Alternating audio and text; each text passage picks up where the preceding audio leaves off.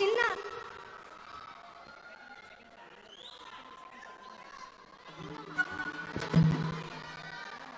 మొన్న సద్గురు ఒక సాంగ్ పాడారు, విన్నారా అందరూ?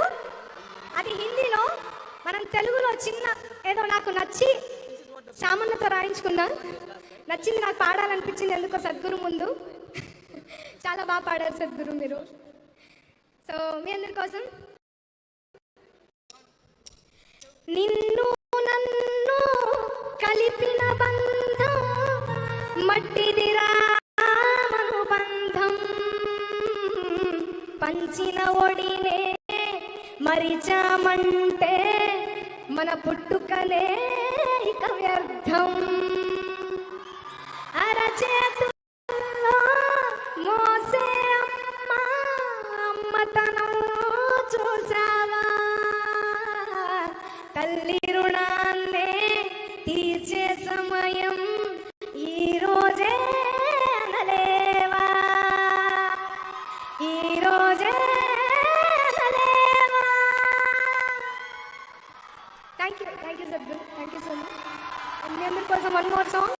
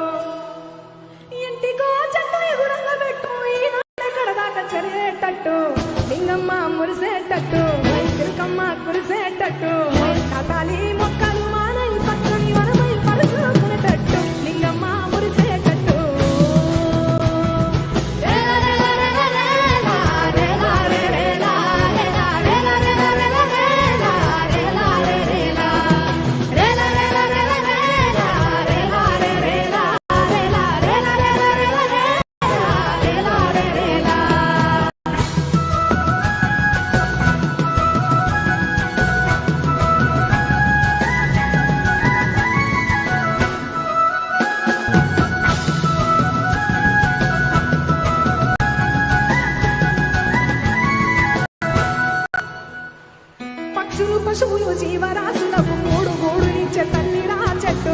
ఓలాలో ఓలా ఓలాల ఓలాలో ఓలాల మొక్కలు పుడమిలో మొలిసి నాటి నుండే ఆనవాణి ప్రాణవాయువై కట్టు. ఓలాలో ఓలా ఓలాల ఓలాలో ఓలాల ముందు తరాలకు అందెదట్టు, ముందు తరాలకు అందెదట్టు ఈనాడే నీ చేత చెట్టు పెట్టు. లింగమ్మ మురిసేటట్టు తిరుకమ్మ కురిసేటట్టు నాటాలి మొక్కలు మానై పచ్చని మనమై పరుచుకునేటట్టు Lingamma మురిసేటట్టు.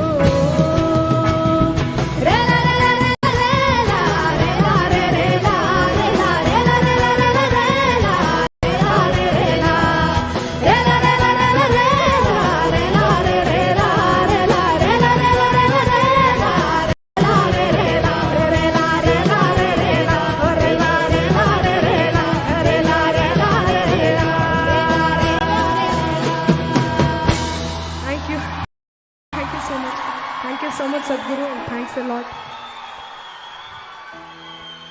Thank you, Mangali. Thank you.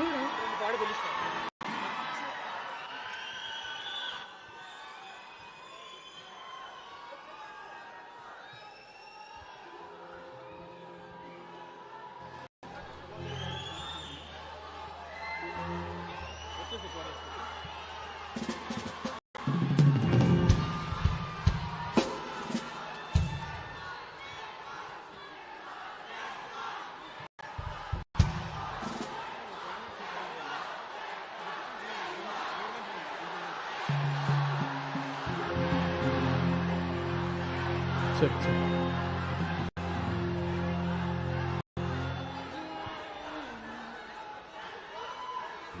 నమస్కారం సద్గురు. పెద్దలందరికీ నమస్కారం. సో మట్టికి ఏ విధంగా అయితే మనం రుణం తీర్చుకోలేమో సద్గురుకి కూడా రుణం తీర్చుకోలేము for whatever he's doing. Sadhguru, thank you so much for whatever you doing for us. పాట విషయానికి వస్తే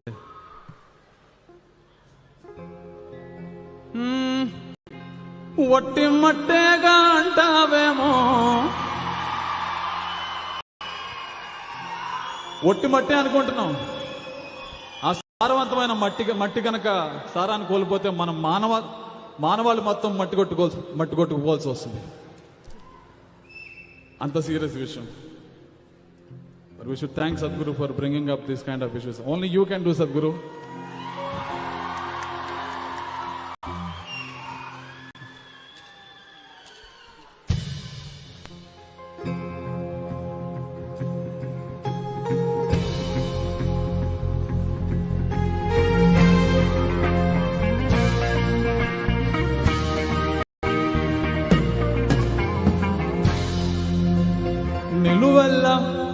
నిలువెల్ల పురుడోసుకుని నేలమ్మ పసిరి పైరులు గన్నది.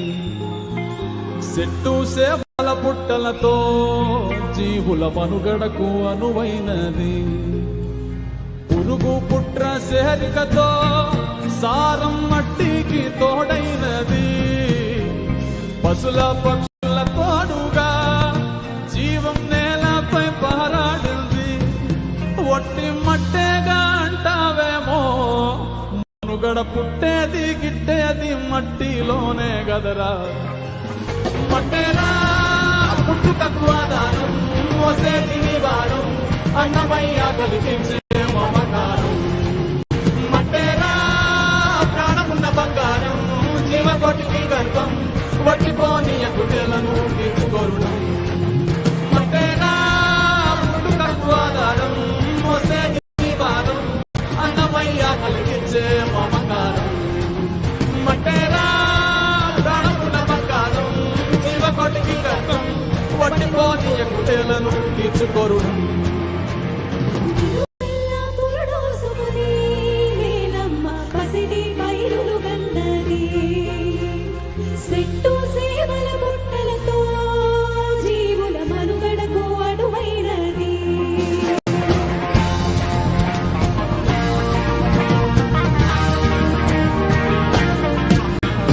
దేశమంటే మట్టెనో,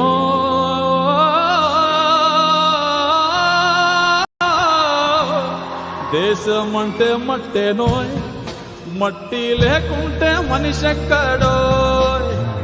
సారం లేని మట్టిలో నువ్వు సాగట్లా సాగిస్తావో. సాగుంటేనే సౌభాగ్యం, లేకుంటే నిలువలేదు ఏ రాజ్యం. తిండి పట్ట నీడ నిండు మట్టేరా మూలాధారం. వట్టి మట్టేగా అంటావేమో, మనుగడ పుట్టేది గిట్టేది మట్టిలోనే గదరా.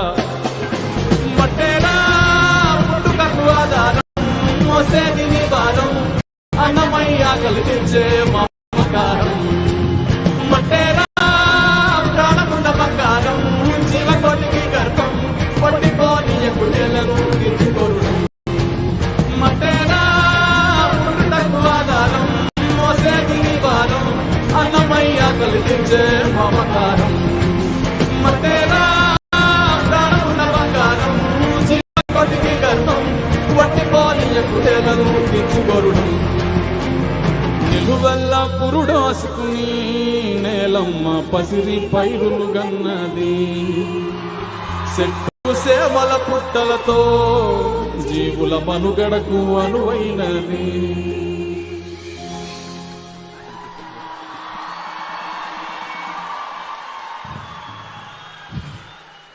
ప్రకృతి పచ్చగా ఉంటే మనం ప్రకృతితో మమేకం అయిపోయి బతకగలిగితే ఎంత ఆనందంగా ఉంటుంది, ఎంత అందంగా ఉంటుంది అనేది గోరెటెంకన్ గారు రాసిన ఒక పాట, మువ్వ అందులో అనే ఒక పాట. సో ప్రకృతిలో మనం ఎలా ఇమిడిపోవచ్చు, ఎలా కలిసి బతకచ్చు అనేది ఈ పాట సారాంశం. చాలా గొప్పగా రాశారు గోరెటెంకన్ గారు. I'll sing that.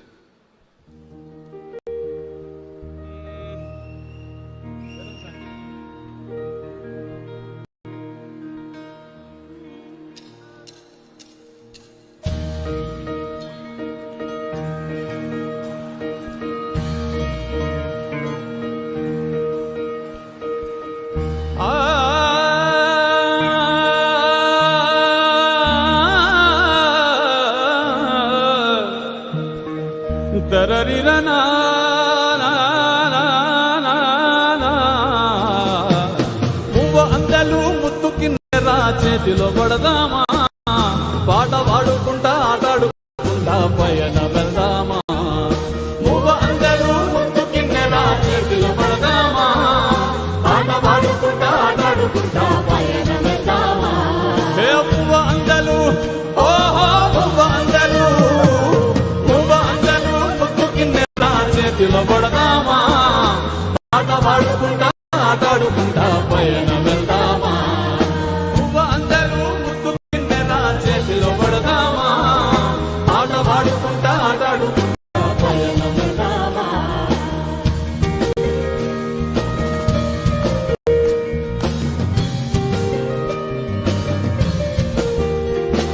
ఏ కోరెంక పువ్వా, ఓహో కోరెంక పువ్వా, కుంపులోనే ఒతికిపోదామా, సర్రంగ చెట్ల నీడలోనే ఆడుకుందామా. గోరెంక కుంపులోనే ఒతికిపోదామా, సర్రంగ చెట్ల నీడలోనే ఆడుకుందామా. గోరెంక పువ్వా, ఓహో గోరెంక పువ్వా, గోరెంక కుంపులోనే ఒతికిపోదామా, సర్రంగ చెట్ల నీడలోనే ఆడుకుందామా. మువ్వ అందలు ముద్దు కిన్నెరా చేతిలో పడదామా, పాట పాడుకుంటా ఆటాడుకుంటా పయన వెళ్దామా.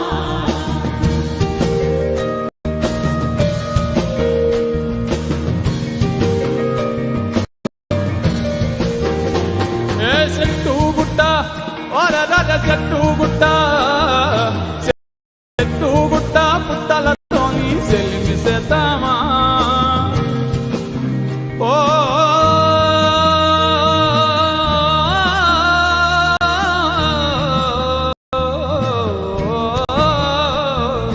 చెట్టు గుట్ట పుట్టలతోని సెలిమి చేద్దామా, చుట్టాల ఓలే పిట్టలలా కలిసిపోదామా. చెట్టు గుట్ట పుట్టలతోని సెలిమి చేద్దామా, చుట్టాల ఓలే పిట్టలలా కలిసిపోదామా. ఏ పువ్వ అందలు, ఓ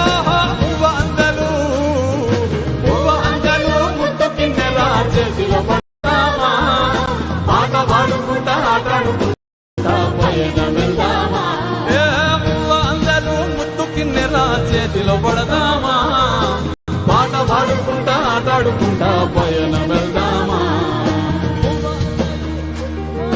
పువ్వ అందలు పువ్వ అందలు. Thank you.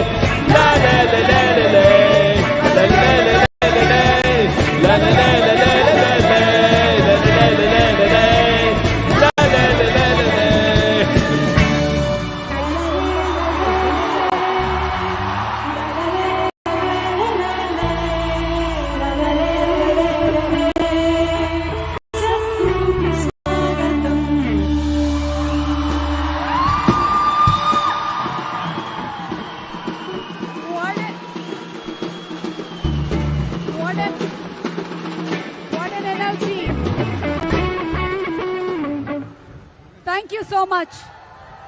Thank you so much. Thank you so much, Ram Miryala garu, and thank you so much, Mangli.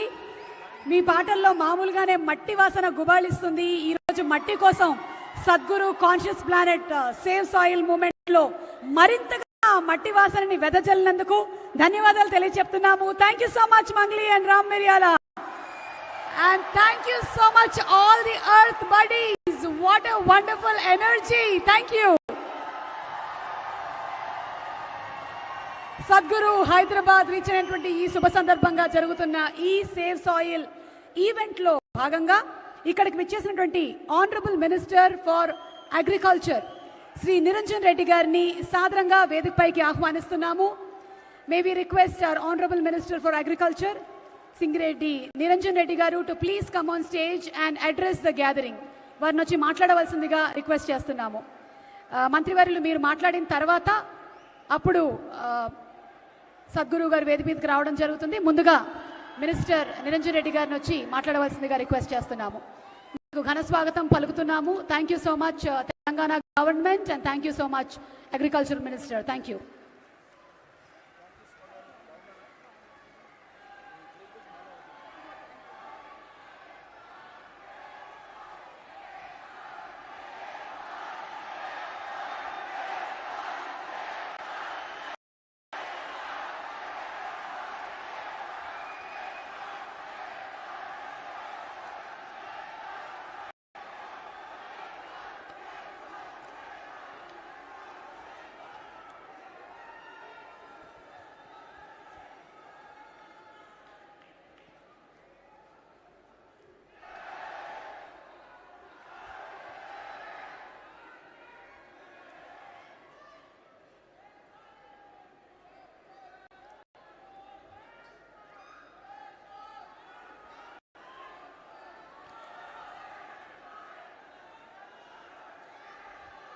నిన్ననే తెలంగాణ రాష్ట్రాన్ని, ఈ నేలను ఋతుపవనాలు తాకినాయి. ఈ నేలను వర్షం ముద్దాడింది. ఈ తెల్లవారుజామున ఈ సాయంత్రానికి సద్గురు గారు హైదరాబాద్ నేల మీద కాలు పెట్టినారు.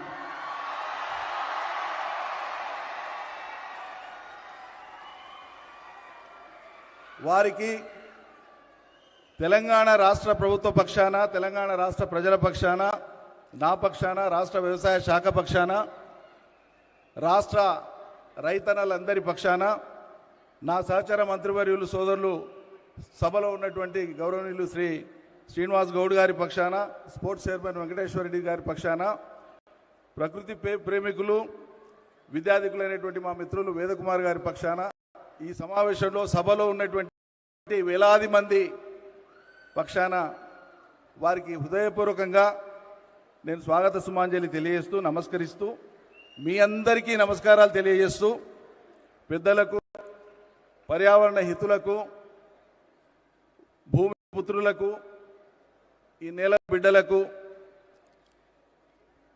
ప్రాణుల్ని, చరాచర జీవుల్ని ప్రేమించేటువంటి హృదయం గల మీ అందరికీ, యువతీ యువకులకు, అందరికీ, మీడియా మిత్రులకు నేను హృదయపూర్వకంగా మళ్ళొక్కసారి నమస్కారాలు తెలియజేస్తున్నాను.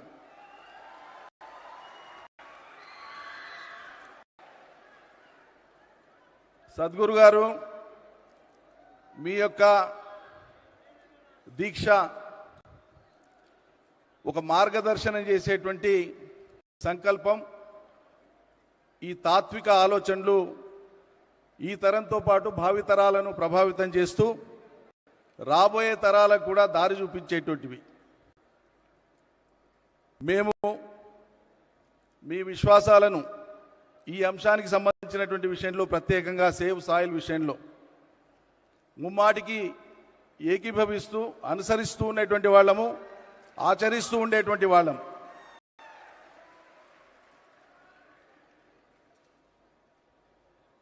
నిజంగా చెప్పాలంటే మేం మట్టి మనుషులం. తెలంగాణ బిడ్డలము, తెలుగు బిడ్డలం, మట్టి మనుషులం. మాకు మట్టితో ఉండేటువంటి అనుబంధం చాలా గొప్పది. ఈ మట్టి కోసమే మా పెద్దలు, మా పూర్వీకులు, మా ముందు తరాల వాళ్ళు అలుపెరగని పోరాటం చేసిండ్రు. ఈ మట్టిని రక్షించుకోవడం కోసమే, ఈ మట్టి మీద నిలబడి జీవనాన్ని కొనసాగించడం కోసమే, ఈ మట్టిని కాపాడుకోవడం కోసమే.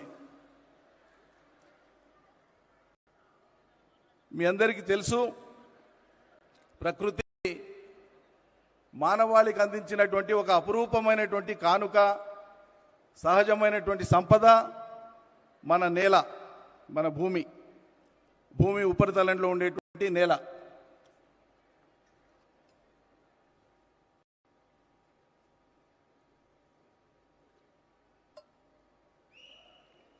ఈ నేల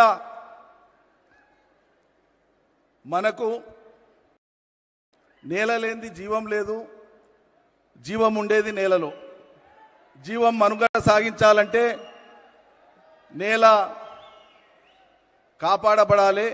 అందులో ఉండేటువంటి చరాచర జీవులన్నీ, కంటికి కనిపించేవి, కంటికి కనిపించవి, మనతో పాటు పుట్టినవి, మనకంటే ముందు పుట్టినవి, మన తర్వాత పుట్టబోయేవి, ఏ జీవులైనా మనుగడ సాగించాలి. ఒక వైవిధ్యభరితమైనటువంటి పరిణామ క్రమం ఇంకా ముందుకు సాగాలంటే ఖచ్చితంగా మనం దీన్ని కాపాడుకోవాలి. ఈ నేల ప్రస్తుతం ఉండేటువంటి స్వరూపం సంతరించుకోవడం కోసం అనేక భౌతిక రసాయనిక పరిణామాలు సంభవించిన సంగతి మనందరికీ తెలిసిందే. దాశరథి గారు అన్నట్లు భూగోళం పుట్టుక కోసం రాలిన సొరగోళాలెన్నో అన్నాడు ఆయన పరిణామ క్రమాన్ని వివరిస్తూ ఒక పాటలో. ఆద్యంతం మానవ చరిత్రను కూడా ఒకటే పద్యంలో ఒకటే పాటలో వివరించినటువంటి గొప్ప తాత్వికుడు దాశరథి, తెలంగాణ మట్టి బిడ్డ, తెలుగు మట్టి బిడ్డ.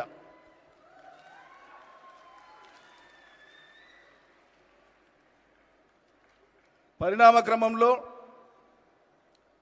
మనం చూస్తున్నటువంటి ఈ నేల, ఈ మట్టి జీవానికి యోగ్యమైనటువంటిది, ప్రాణులకు యోగ్యమైనటువంటిది, పంటలకు యోగ్యమైనటువంటిదిగా మట్టి మారాలి. ఒక్క పొర మారాలంటే 600 సంవత్సరాల కాలం పడుతుంది. అట్లా వేల వేల వేల సంవత్సరాల కాలంలో ఈ భూమి అవతరించినప్పటి నుంచి జరిగినటువంటి అనేక పరిణామ క్రమాల్లో మనం చూస్తున్నటువంటి ఈ నేల, ఈ ప్రపంచానికి జీవరాశులకు అన్నం పెడుతున్నటువంటి నేల, జీవాన్ని కాపాడుతున్నటువంటి నేల. మరి ఈ నేల కాలగమనంలో ప్రత్యేకించి మన దేశంలో తీసుకుంటే దాదాపు ఇప్పటికే మనకు ఉండేటువంటి భూమిలో ఒక 30% భూమి ఎడారీకరణ జరిగింది. ఇదే పరిస్థితి కొనసాగితే ఇప్పుడు ప్రపంచవ్యాప్తంగా ఉండేటువంటి 770-780 కోట్ల జనాభా ఉంది.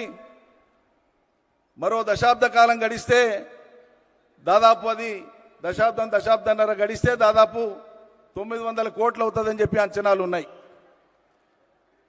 అప్పటికి ఇదే రీతిన మనం ఈ నేలను ఇట్లే నిర్లక్ష్యం చేస్తే ఆహార కొరతనే కాదు, ఆహారం లేక జీవరాశులే కాదు, మానవులు కూడా అంతరించిపోయేటువంటి ఒక ప్రమాదం మన ముందు కనిపిస్తున్నది. దాని నుంచి బయటపడాలి. మనం సాంప్రదాయబద్ధంగా భారతదేశంలో వేల సంవత్సరాలుగా మొదలైనటువంటి వ్యవసాయ నాగరికత, ప్రపంచంలో మానవుడు వ్యవసాయం మొదలుపెట్టి 13,000 ఏళ్ళైతే స్థిరమైనటువంటి వ్యవసాయం ఒక చోట సెటిల్ అయి అక్కడే ఉండి ఆవాసాలు ఏర్పరచుకొని వ్యవసాయం ప్రారంభించి 10,000 సంవత్సరాలైంది. ఈ 10,000 సంవత్సరాల కాలంలో దాదాపు 100 సంవత్సరాల క్రితం వరకు కూడా నేల ఆరోగ్యంగానే ఉండింది. తీవ్రమైనటువంటి పరిణామాలన్నీ కూడా ఈ 100 ఏళ్ల కాలంలోనే జరిగినాయి. 100 ఏళ్ల కాలంలో మానవుడి యొక్క ఆవిష్కరణలు అద్భుతమైనటువంటి రీతిలో ఉన్నాయి. మానవ నాగరికత శాస్త్రీయంగా, సాంకేతికంగా అత్యద్భుతమైనటువంటి రీతిలో పురోగమించింది. సమాంతరంగా విధ్వంసానికి దోహదపడేటువంటి చర్యలకు కూడా మానవాళి పూనుకుంటున్నది. ఒక విద్యుక్త ధర్మం, నైతిక ధర్మం, రాజ్యాంగాల పరమైన ప్రపంచం మొత్తం దేశాలు అనేకం కాబట్టి ఆయా దేశాల యొక్క రాజ్యాంగాల పరంగా మానవుల యొక్క నైతిక విధితో పాటు రాజ్యాంగ కర్తల యొక్క, శాసనకర్తల యొక్క, ప్రజల యొక్క రాజకీయ కర్తవ్యం ద్వారా మాత్రమే ఈ ధరిత్రిని మనం కాపాడుకోవడానికి అవకాశం ఉంటుంది. అందులో మీలాంటి మహనీయులు, మహానుభావుల యొక్క పాత్ర ఎనలేనటువంటిది, ఘనమైనటువంటిది, కొనియాడదగినటువంటిది, ఈ తరానికి భావితరాలకు స్ఫూర్తినిచ్చేటువంటిది. ఈ 100 ఏళ్ల కాలంలో జరిగినటువంటి పరిణామాల్లో ప్రత్యేకించి మన దేశంలో సాంప్రదాయ పద్ధతిలో సాగినటువంటి వ్యవసాయం ద్వారా నేల ఆరోగ్యం కాపాడబడింది. కానీ సాంప్రదాయ పద్ధతిలో సాగినటువంటి సాగు వ్యవసాయం ప్రాణులకు కానీ మానవులకు కానీ ఈ దేశంలో సరిపోయినటువంటి మోతాదులో ఆహారాన్ని అందించలేనటువంటి పరిస్థితి కొనసాగినప్పుడు ప్రపంచ పోకడలను మనం దిగుమతి చేసుకొని హరిత విప్లవం పేరు మీద, సస్య విప్లవం పేరు మీద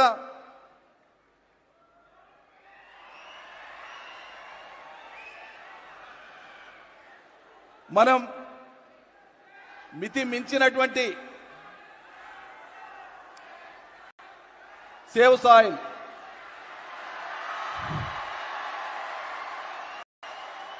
మితిమీరినటువంటి, మీకు తెలియాల్సినటువంటి అంశం ఇది. మనం అందరం భుజించేటువంటి ఆహారంలో ఈరోజు పరిమితికి మించినటువంటి ఫర్టిలైజర్, అదేవిధంగా పెస్టిసైడ్ రెసిడ్యువల్స్ ఉంటున్నాయి.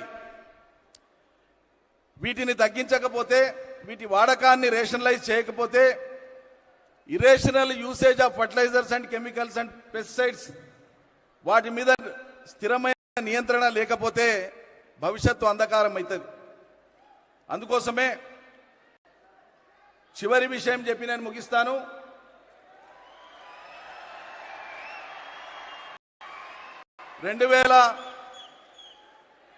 విద్యార్థికులైనటువంటి వాళ్ళు మీరందరూ కూడా దృష్టిలో పెట్టుకోవాల్సింది, గమనించాల్సినటువంటి విషయం, ఒట్టి కేరింతలతో కాదు, విషయం కూడా అర్థం చేసుకునే ప్రయత్నం చేయాలి.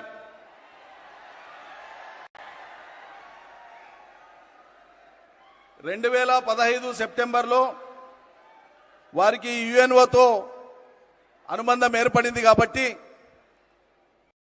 ఇవాళ ప్రపంచ దూతగా యుఎన్ఓ వారిని ఎంపిక చేసుకున్నది కాబట్టి యుఎన్ఓ వాళ్ళు 2015 సెప్టెంబర్లో అంతర్జాతీయ మానవాళి మొత్తాన్ని దృష్టిలో పెట్టుకొని ఆయా దేశాలకు నిర్దేశించినటువంటి కర్తవ్యాలు, బాధ్యతలు, ఆయా దేశాలు ఏం చేయాలని చెప్పినటువంటి దాంట్లో సస్టైనబుల్ డెవలప్మెంట్ గోల్స్ అని చెప్పి ఆ రోజు ఒక 17 గోల్స్ని ప్రపంచ దేశాలకు వాళ్ళు డిటర్మైన్ చేసినారు. వాటిని అచీవ్ చేసుకోవడం కోసం 167 టాస్క్లను విధించినారు.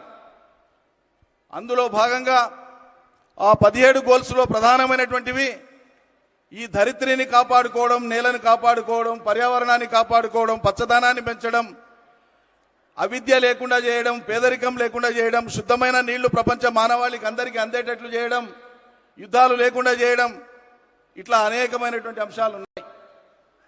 ఇది 2015 సెప్టెంబర్లో ప్రారంభమైంది. కానీ 2014 జూన్కు ఏర్పడినటువంటి తెలంగాణ రాష్ట్రం, అంటే అంతకంటే ముందే ఏడాది పైచిలకు ముందే ఏర్పడినటువంటి ఈ రాష్ట్రంలో తొలి కేబినెట్ సమావేశంలో తీసుకున్నటువంటి నిర్ణయాలు అవి ప్రకృతిపరమైనటువంటివి. తెలంగాణలో హరితహారం ద్వారా 250 కోట్ల మొక్కల్ని పెట్టాలని ఈ ప్రభుత్వం నిర్ణయం తీసుకొని అమలు చేయడం జరిగింది. అదేవిధంగా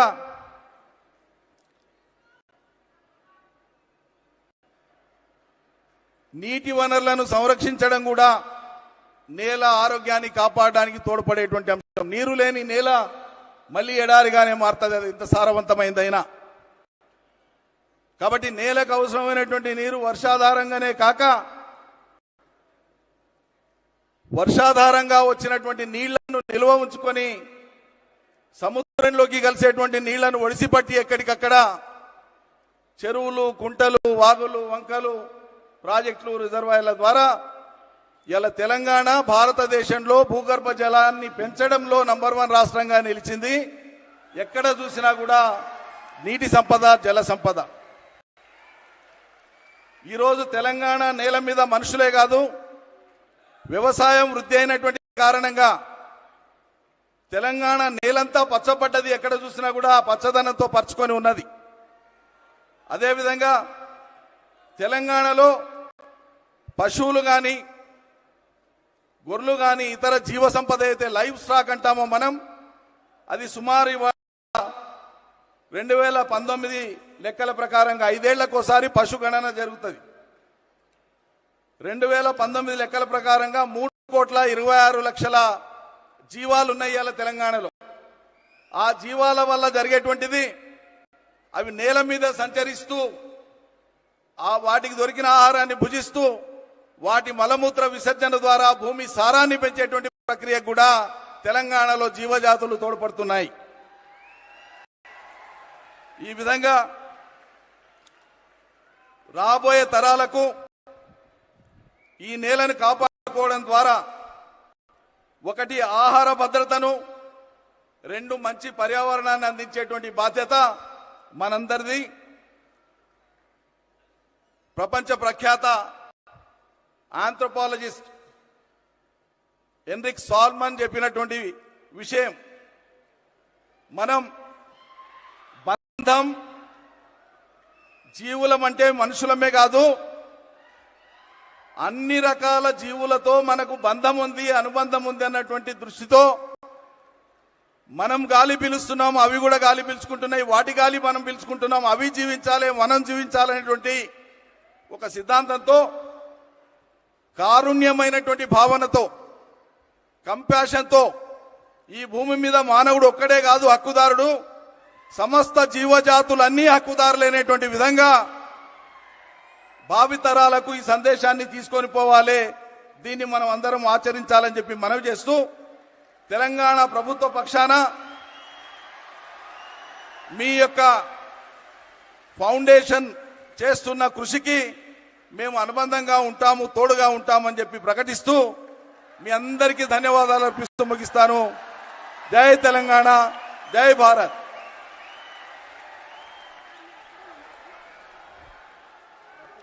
Thank you so much, Niranjan Reddy Garu. And as a part of the Save Soil movement, on this historic day at Hyderabad, the Telangana government and Isha Outreach shall be signing a memorandum of understanding to rejuvenate Telangana's soil. That's a proud moment for Telangana and the Save Soil movement. And దీనికి గాను వేదిక మీదకి మనందరికీ ఎంతో ఇష్టమైన మన ప్రియతమ సద్గురు గారిని ఆహ్వానిస్తున్నాము. Sadhguru Garu to please come on to the stage, and requesting our Agriculture Minister Niranjan Reddy Garu to exchange the Memorandum of Understanding between the Telangana government and Isha Outreach.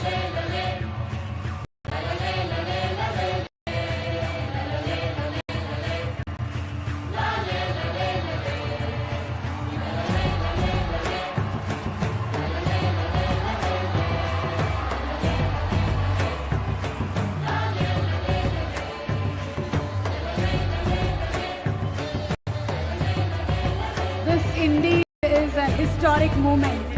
Save Soil movement మొదలుపెట్టి ఎన్నో countries travel చేసినటువంటి సద్గురు ఎంతో మంది రాష్ట్రాల్లో ఉండేటువంటి ముఖ్యమంత్రులు అలాగే ఎంఓయూని exchange చేయడం జరిగింది. అండ్ ఈ రోజు మన తెలంగాణలో ఉండేటువంటి వాళ్ళందరికీ గర్వకారణం ఏంటి అంటే తెలంగాణ ప్రభుత్వం కూడా ఎంఓయూని సేవ్ మూవ్మెంట్తో ఎక్స్చేంజ్ చేయడం. నిరంజన్ రెడ్డి గారిని ఒక్క నిమిషం వేదిక మీద ఉండవలసిందిగా రిక్వెస్ట్ చేస్తూ inviting on stage minister Srinivas Goud గారిని వేదిక మీదకి రావాల్సిందిగా రిక్వెస్ట్ చేస్తున్నాము.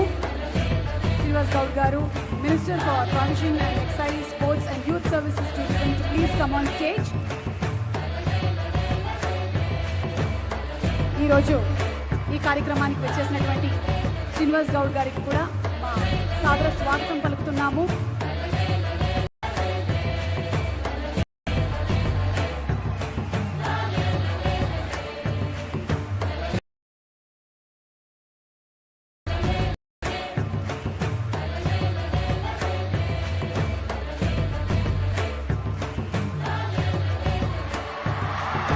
Also requesting everybody to hold your placards, Save Soil.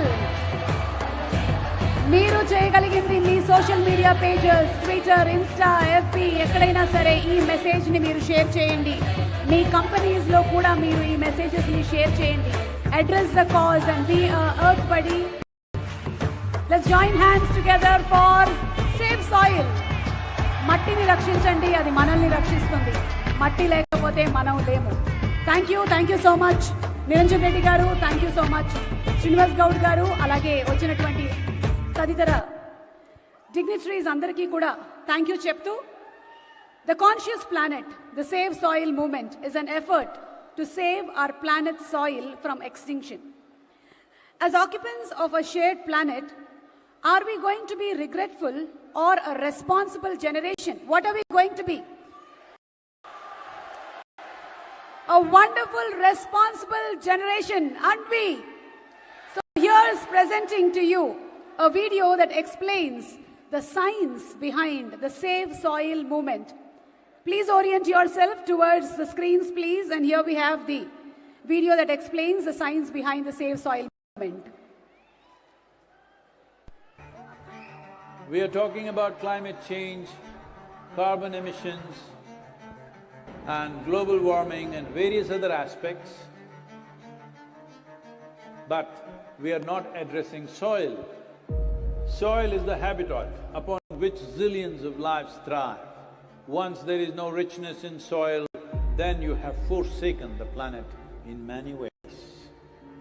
Every responsible scientist in the world and the UN agencies are clearly saying we have only 80 to 100 harvests left. That means approximately 45 to 50 years of agricultural soil left on the planet.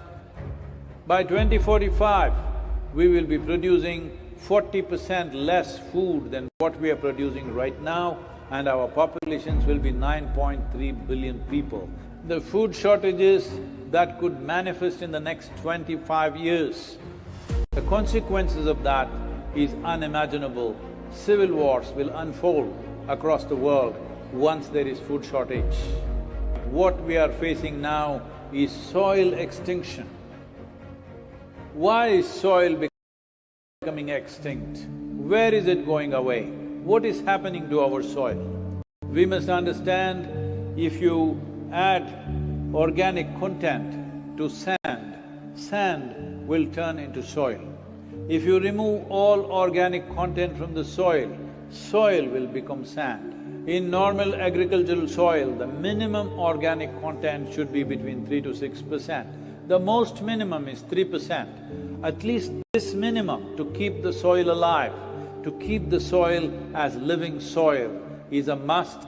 Agricultural soils across the world, the depletion is so heavy. In most countries, more than 50% of the topsoil is already gone in the last 100 years.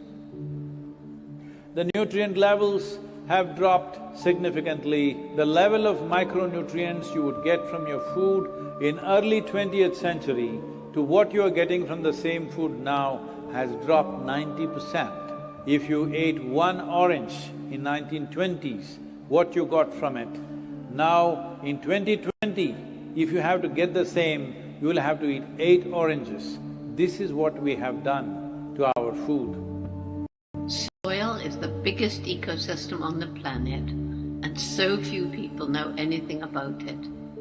1 teaspoon of healthy soil probably contains more microbes than there are people on Earth. The microbial life in the first 12 to 15 inches of topsoil is the basis of our existence. It is this magic beneath our feet which has produced the life that we are. This first 12 to 15 inches of soil is the basis of life for 87% of life on this planet, including you and me. We have to begin to recognize that what we call our soil, Mother Earth, is a living organism. Open soils, ripped open by plowing, open to sunlight, is the basis of destruction of microbial life. So the focus should be on agriculture, the focus should be on seeing that land is under shade as much as possible, some kind of shade, grasses, herbs, bushes, trees. So it's extremely important that soil regeneration is enshrined in the policy of every government on the planet. We must change the narrative on the planet that soil is a wealth, a legacy we have received from previous generations, and we have to pass it on as living soil for future generations. We are in a cusp of time. If you do the right things now, in the next 15 to 25 years, we can significantly turn this situation around and regenerate the soil. But if we allow this to progress like this for another 30 to 40 years, after 40 years if we attempt this, then it could take 150 to 200 years because that much loss of biodiversity would have happened. From 21st of March for 100 days, the whole world, every human being on the planet should talk soil. We must hear the word soil, save soil everywhere to see that the narrative on the planet changes towards the most vital aspect of our life, the soil. Each one of you should reach as many people as you can to make this happen. As a part of this, to activate support from the citizenry, to assure the governments long-term investments will be appreciated. I'm 65 and I'm riding 30,000 kilometers, a lone motorcycle journey, 30,000 kilometers across 24 nations.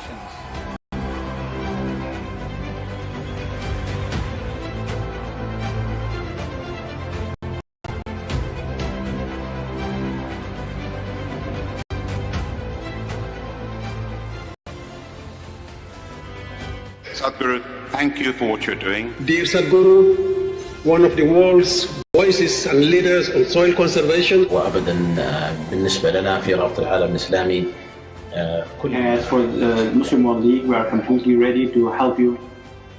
You've inspired me to think about soil very differently. I love what you say, that we're all part of the solution and we all have a role to play. This is my appeal to every one of you, because I don't want this COP15 to end as one more convention with more paper and more paper. This must end with concrete action, and action in such a way that it's implementable. It is implementable and we will see a distinct change in the coming few years.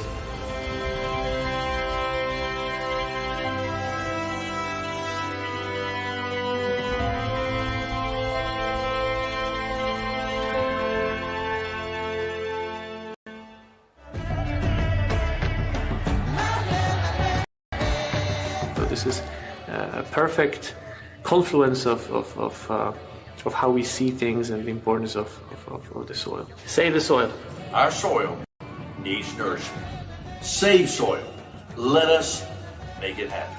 सदगुरु जी ने यात्रा की, दुनिया को मिट्टी के प्रति स्नेह तो पैदा हुआ ही होगा, लेकिन भारत की मिट्टी की ताकत का भी परिचय मिला होगा। I salute you, your energy and your dedication, and my full support of what is needed from the Palestinian side. To honor the people of this country, I want to thank you very much.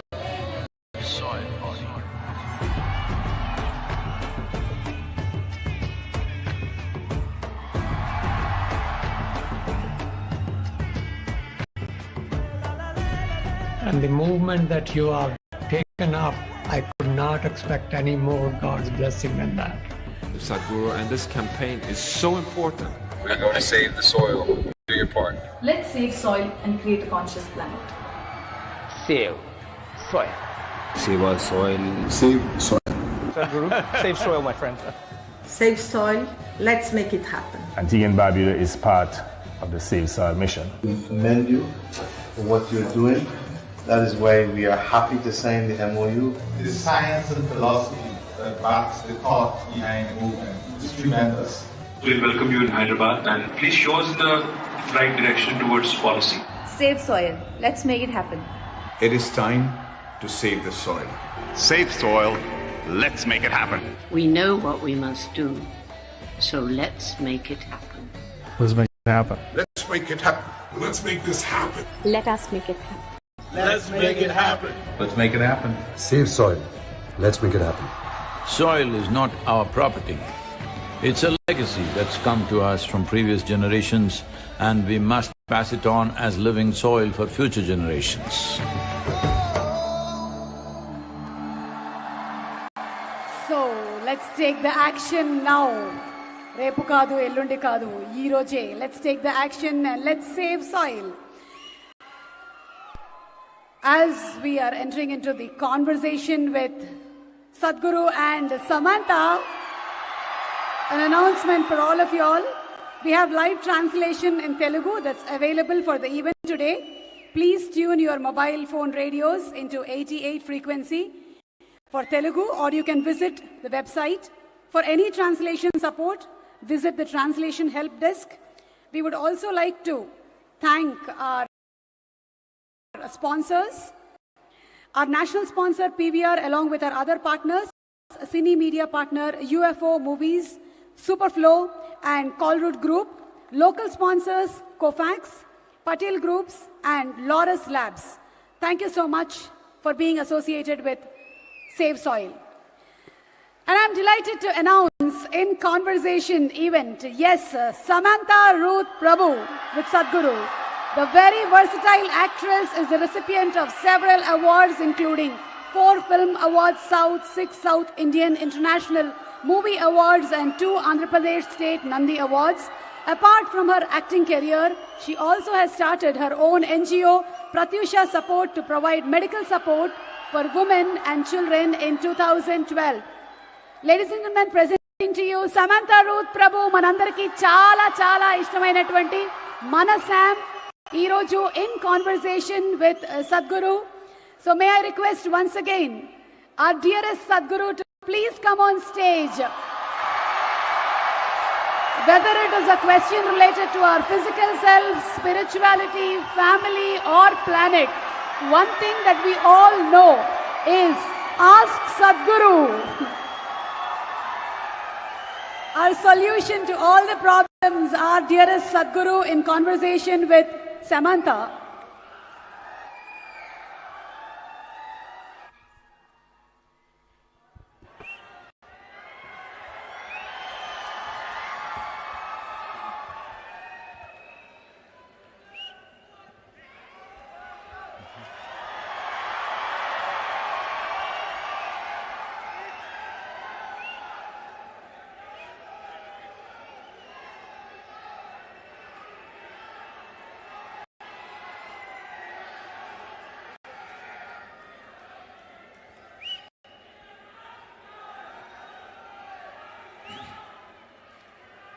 Kalo na janati tava jananam,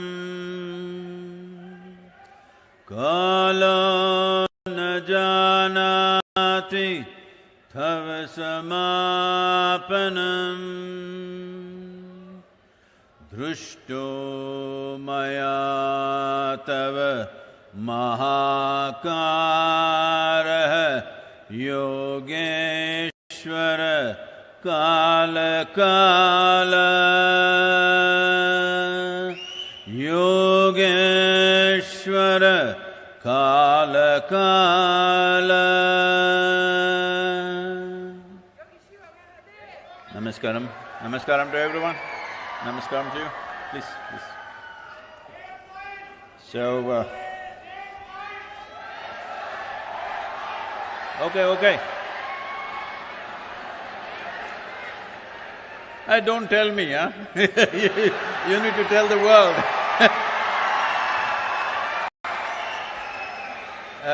Samantha couldn't come on time because as she was coming, somebody informed her, I'm wearing an yellow kurta, so she had to go back, change and come.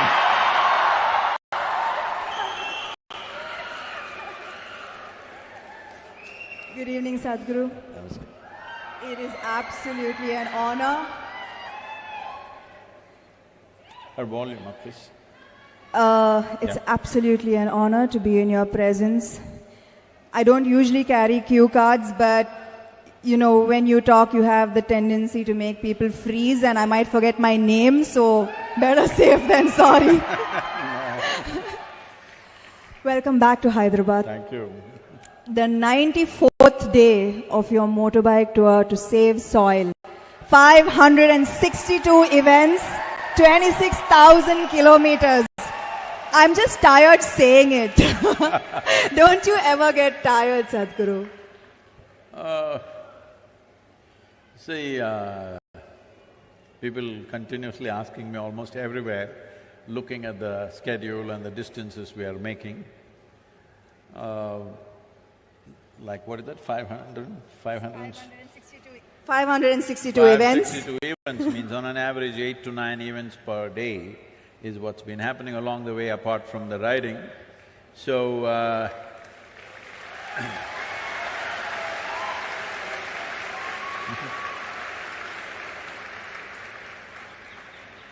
So continuously, almost in every nation, this is a question, how do you manage this? I must tell you, I was riding towards Bucharest and I was to reach there at 7 o'clock, and 7 o'clock there was a television interview. But weather got very bad and the road What is that?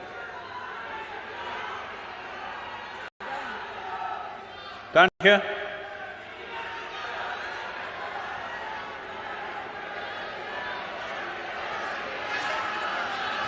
What? You're blocking the view. You can see there. That's okay, please. Now they can't change that, please.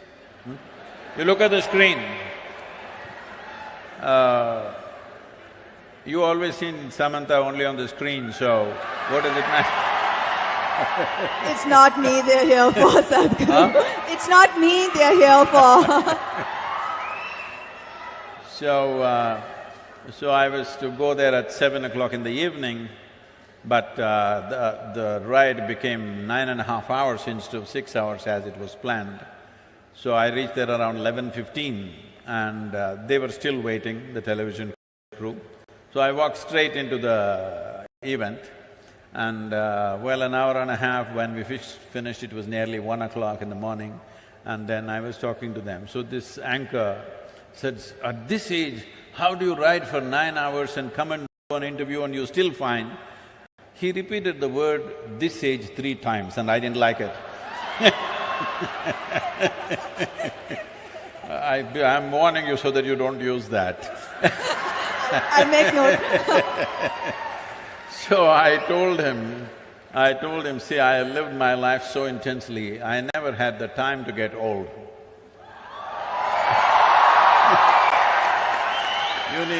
You need lot of time to get old. Where is the time to get old? Can you please give me the secret as well? I will. I would like to stay this way for some time. We will reveal the secrets to you. So I see your amazing bike, and some would say a bike tour, an unusual way to create awareness. Why a bike tour, Sadhguru? Why a motorcycle? Well, see, the thing is, last 2.5 years particularly, I've been talking to various agricultural ministries, scientists, top scientists in the world, soil scientists I mean, and bureaucrats and variety of people who hold responsible positions in the world. And I discovered that everybody knows the problem, everybody generally knows the direction of the solution, then wondering, why is it not happening? Everybody knows the problem, everybody knows the solution. Then I realized they're waiting for an idiot to bell the cat, so here I am.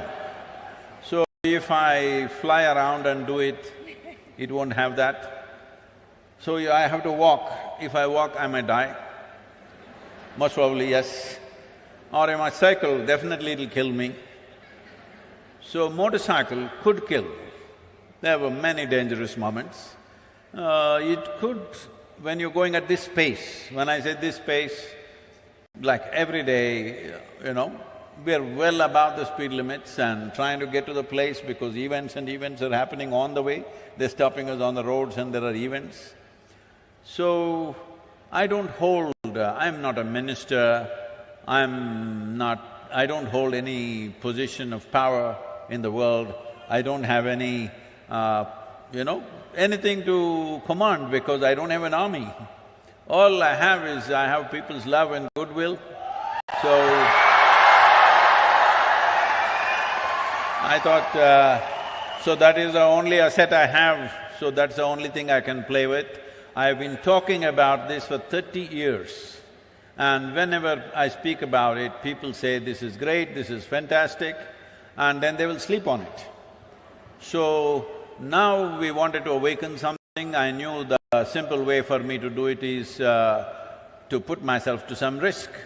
And it's worked because 3 days ago our social media metrics without WhatsApp is reading at 2.8 billion people have spoken about soil. But when I started When I started in London, a lady journalist was interviewing me and she said, Sadhguru, come on, why have you become like this? Can't you pick up something else? Soil is the most unromantic thing. Who will support you? Who is going to talk about soil?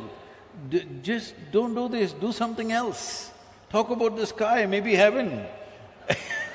Not soil. Who is going to be interested in this? Look at this.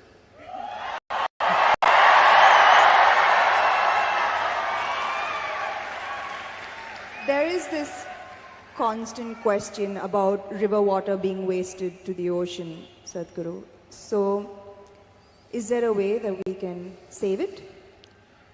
See, the river water must go to the ocean. On the way you can drink, you can irrigate your lands a little bit, you can use it, but river water must go to the ocean. This is a very wrong concept which a lot of states are unfortunately taking. If the river water does not go, enough river water, I would say in ideal conditions, minimum 50% should go. But with our population pressure, where we have 4% of the world's land and 17.6% of population, world's population, with this pressure, you cannot expect 50% to flow. At least 25% of the river water must flow into the ocean. Why? India has 7,600 square kilometers of coastline. So along this coastline, there's an ecosystem which is semi-marine kind of ecosystem. It's a completely different ecosystem than the marine ecosystem and also different from the river water itself, because it's a meeting of these two, meeting and mingling of these two different types of waters. If this buffer goes away, then marine ingress will happen. The marine water will start percolating into the soil and coming in. You know from Tamil Nadu, 80 kilometers inside, marine water has come right now in Tuticorin region. Just 15 years ago, it was all sweet water. Today all the wells are salt water. People have vacated the whole villages. You will see ghost villages, completely empty villages, all locked homes, and they've left because there is no sweet water anywhere. Up to 100 kilometers it can come. If all the rivers, if you use it up inside for human, whatever you want to call it, human reproduction, I would say. If you use it up like this, then up to 100 kilometers marine ingress can happen. 7,600 kilometers coastline, 100 kilometers means you would have lost 1/3 of the nation. This is about the same size of land that you partitioned with Pakistan and Bangladesh at one time in 1948. That's how much land you will lose once again if rivers don't flow into the ocean.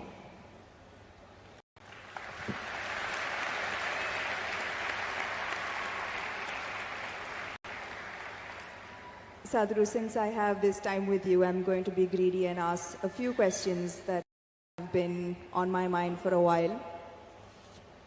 Personally, I love to visit places of worship. I believe in a higher power, in good energy, in karma. But there is a counter viewpoint that religion divides us. What is the purpose of religion in our lives today, and how would you answer an atheist who says that the world would be a better place without the divisive policies of religion? I very much agree with that. Because of the way we are propagating it today. See, most religions that you know today, in its infancy, started as spiritual processes, as a quest for human being to know something beyond just eating, reproducing, sleeping, beyond that, because there's a longing. This is not taught to you, there's a natural longing within you. See, if you're struggling for food, food will be the only thing. If you're struggling to have a shelter, that'll be the only thing. Suppose everything you want is just provided today, then suddenly you wonder, why am I here? What is it? So there is a longing to know. A human being cannot simply say, I don't want to know anything, I will just eat well and live well. It doesn't work, because your intelligence is evolved into a certain place where without asking a question you cannot exist. So when I say without asking a question, question means a quest. Question is just a tool to dig deeper into something, whatever you wish to know. But right now, all religions started with this question, but today most religions have come to this place, you cannot ask a question. If you ask a question, you're dead.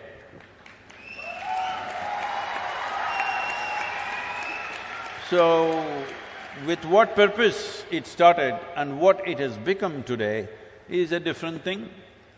So, we need to make a distinction between religion, religious process and spiritual process. It has become necessary today to do this, because today religion means belief. You believe this and this, then you belong to this religion. If you believe that, you become that religion.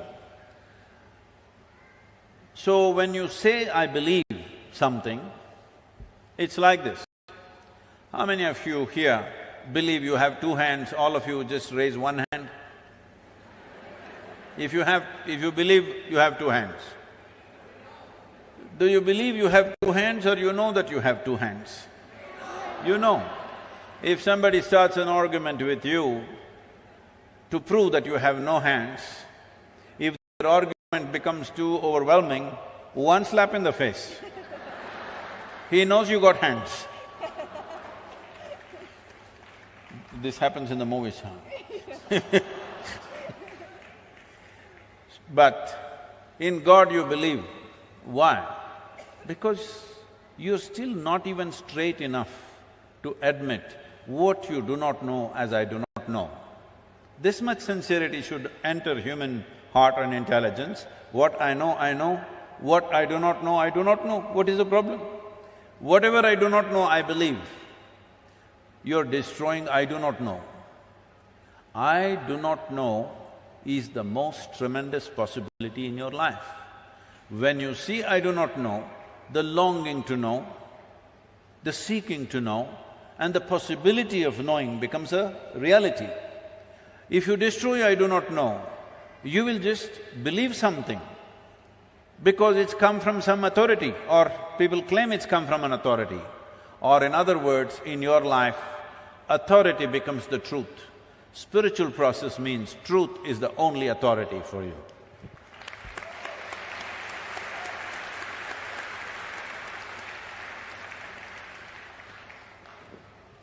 Another question that has been on my mind lately is how much of one's life is a result of their past karma? Are the injustices and unfairnesses that one faces in one's life a result of their past karma? If so, do you accept these injustices and find solace in the fact that, okay, the karma is being cleared, even though it might seem detrimental to our lives in so many ways? Samantha, you're old enough for this. I'm not saying you're old, I said you're old enough. Do you still expect the world to be fair to you? That's why I'm asking this question. Can I blame it on my past karma is what I'm asking. I want the world to be fair to me is a schoolgirl question. By now you should know the world is not fair. It will not be fair to you. But if you dig deep into yourself and have a taste of life, not a taste of your thought and emotion, the taste of life that you are, then you will see life is not just fair, it's just fantastic. So, do you want fair life or fantastic life? You must decide.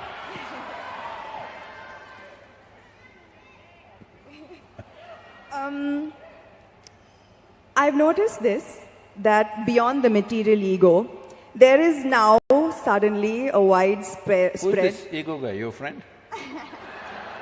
It's all around me. And in my industry, the heights of it. So beyond the material ego, I've noticed there's now widespread spiritual ego. I've come across a lot of people who are now on a spiritual path, not you, Sadhguru, who consider themselves superior to people who are not on a spiritual path. How would you advise such people to ensure that they don't fall a prey to this new spiritual ego? First we'll address this ego guy, okay? If you show me where it is, I'll fix it right now. I wish I knew where it was. It just keeps coming suddenly. So, you don't know where it is. The thing is just this.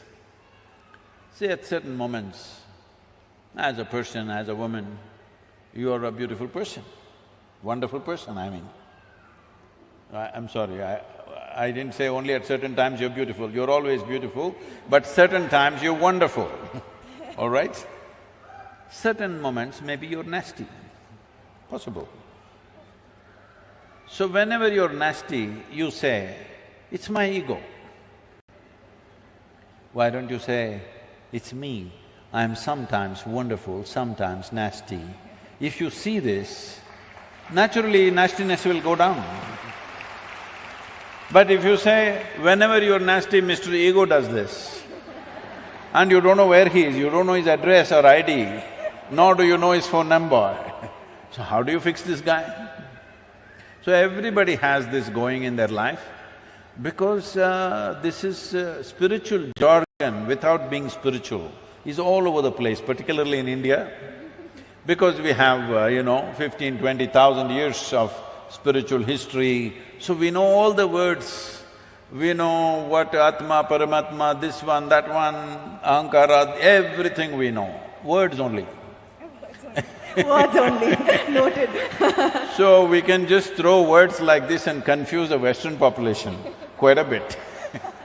Because if you come here, they'll say Mukti, Shakti, this one, that one, all kinds of things. They'll think… I know a lot of people who've gone and set up spiritual centers in the West, particularly in America, because they just know one chant, just one chant. Okay, Asatoma Sadgamaya, with this they run the whole thing. So unfortunately, spirituality,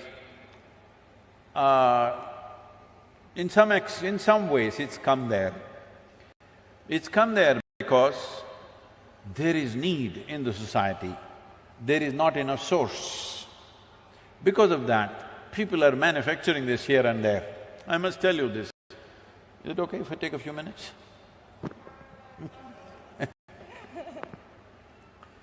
This happened, a few years ago, 16 years ago. And I was in the United States, and then somebody in the office, our office, told me, Sadhguru, did you know every day 100,000 people are typing out the word spiritual? I said, is that so? Type it out and see what comes out. Are we even there in the picture? They typed out spirituality. First thing that comes up is a spa in Mexico. You've been there?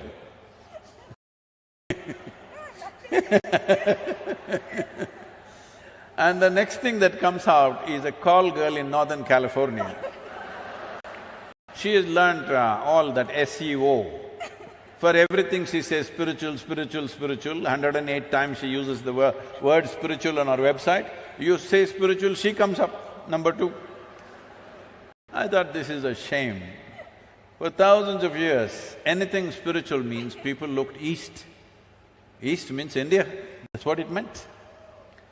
So I said we must start something, a spiritual gateway, that if people say, if they seek spirituality, they must look towards India. Because this is one culture which has spent maximum amount of time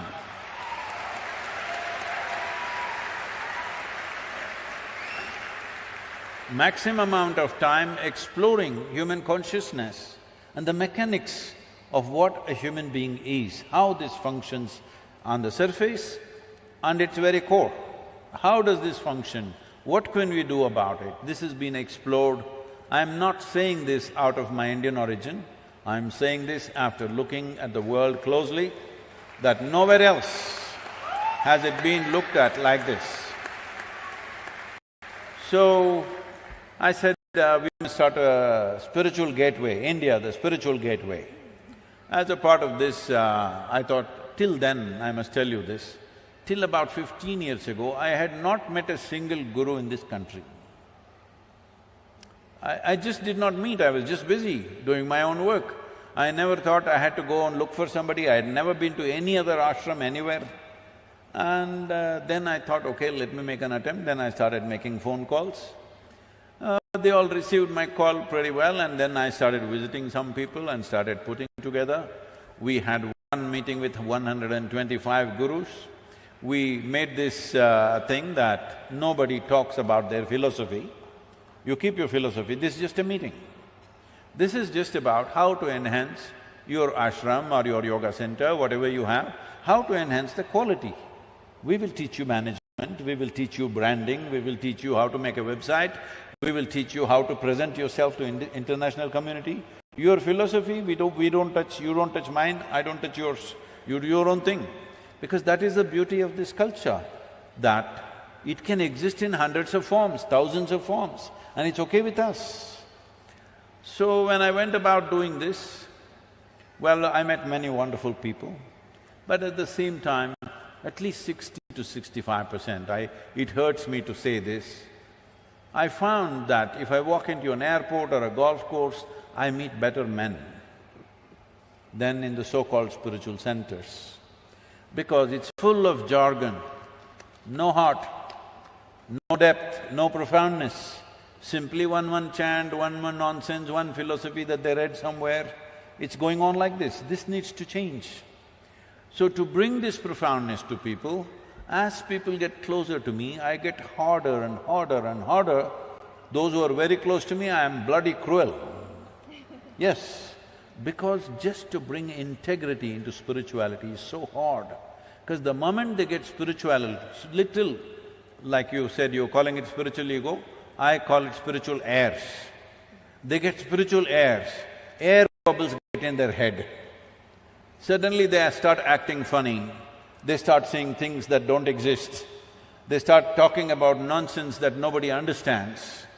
If you speak something, whatever nonsense you speak, people in front of you must understand, otherwise why the hell are you speaking? Because the purpose of speech is to make somebody understand what you're saying.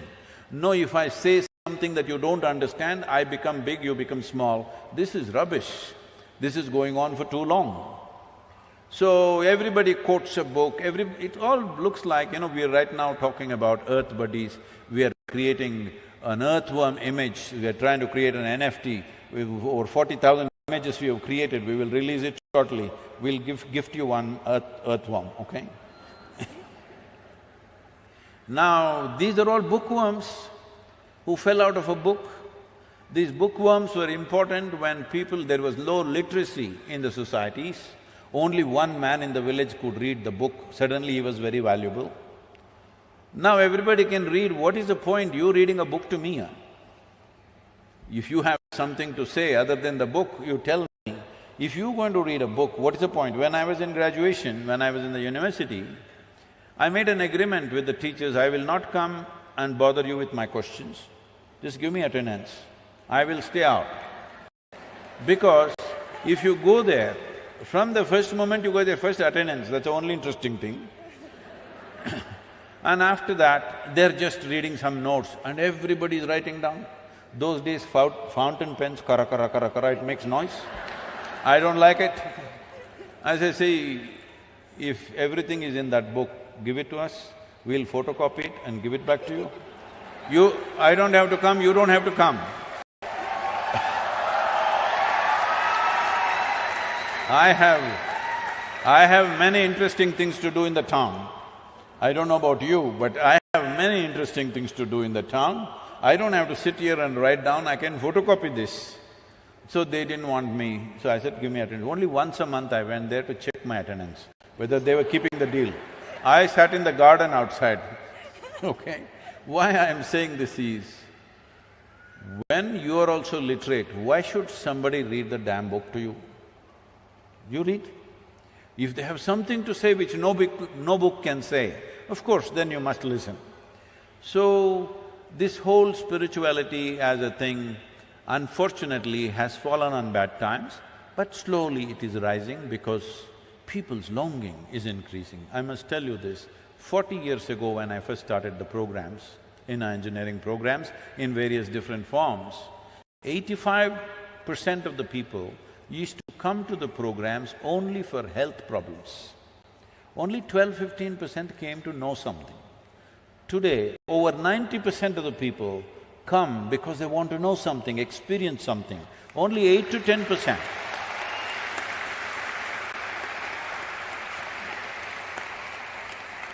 Only 8 to 10% are coming for health issues, which is a significant change in human consciousness. About this ego business, this is one thing we must settle.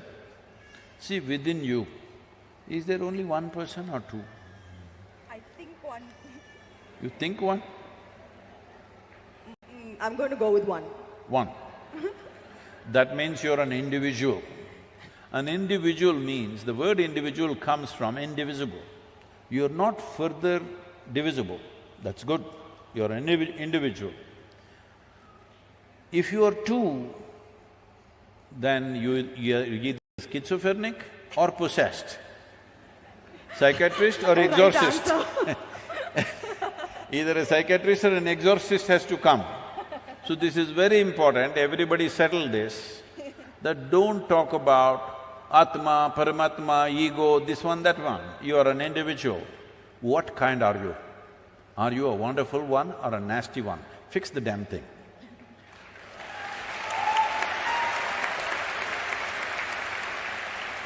So you're saying, Sadhguru, don't give excuses that, this is me and this is my ego and we are two different… No. You are one and take responsibility for it. If you do that, definitely you will eliminate the nastiness to whatever extent possible. Thank you, Sadhguru. My last question is, there is a criticism that New Age spirituality is for the wealthy and privileged. How would you advise an underprivileged householder who has neither the money nor the time to embark on a spiritual journey, although they are seeking for it? Why is he holding on to a house? You said householder there. Yes. Yes. Why are they holding on to a house?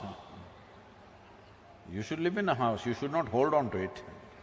Right now that's their problem. They are holding on to a house. Their whole life is around what they own, what they possess. Obviously, they can't leave the damn place and go anywhere. So the moment your possessions decide the quality of who you are, then you yourself become a material. There's a question there. Ask. I'm sorry, I didn't get the last… No, I'm saying, the moment your possessions decide the quality of who you are, then you will also become a material part. You will not be a human anymore, you will not be a consciousness anymore. Material is there, things are there, clothes are there, home is there, all this is there. Why? Because if you do not arrange this convenience, every day you will be only struggling for that. You won't do anything worthwhile in your life. Because every day if you have to earn your food, can you think of anything higher, I'm asking? Whole attention will be just on that. The idea of making arrangements for ourselves as it's convenient for us is so that our intelligence, our creativity, our possibilities find expression in life. Every day if you have to worry about where is my food today, then you can't do anything worthwhile. So do not misunderstand possessions as a way of enhancing your life. It is a way of making your life convenient so that you can focus on what you want to do. If you have to earn your dinner from now to dinner time, what can you do? What worthwhile things can you do? You will only have to go foraging for food, isn't it? So, arrangements are there in everybody's life. How much arrangement is needed? As much as is needed for your kind of life, so that arrangements never become an impediment. For most people, it's an impediment because if somebody is a householder, he'll be holding the house and sitting right there. That's what most people are doing.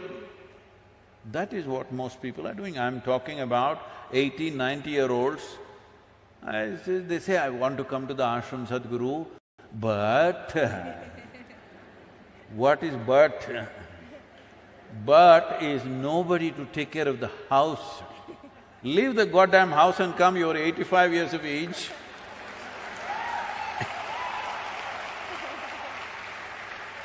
You're holding the house so much that you think it's going to go with you.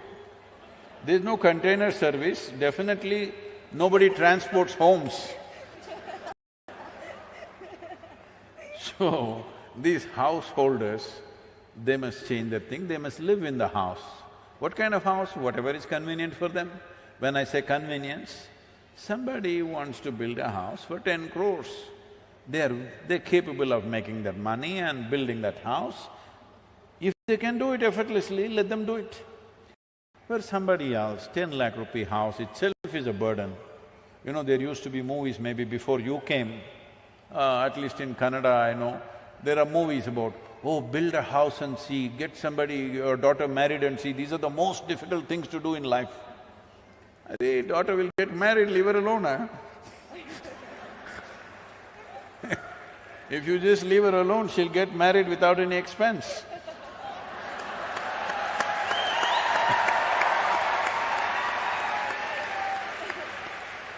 And building a house, if it is such a burden, why the hell are you building a house?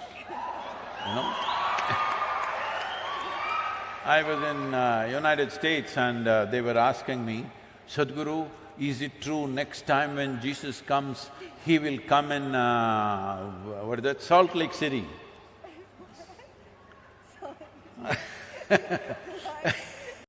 You know Salt Lake City, you don't know?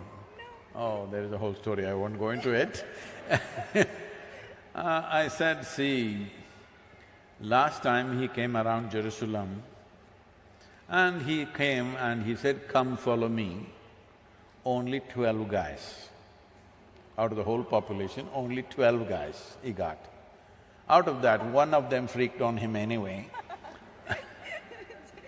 But if he comes to United States, now in 21st century, and says, come follow me, nobody will be behind him because you got 35-year house mortgage, 15-year card mortgage, 20-year student loan.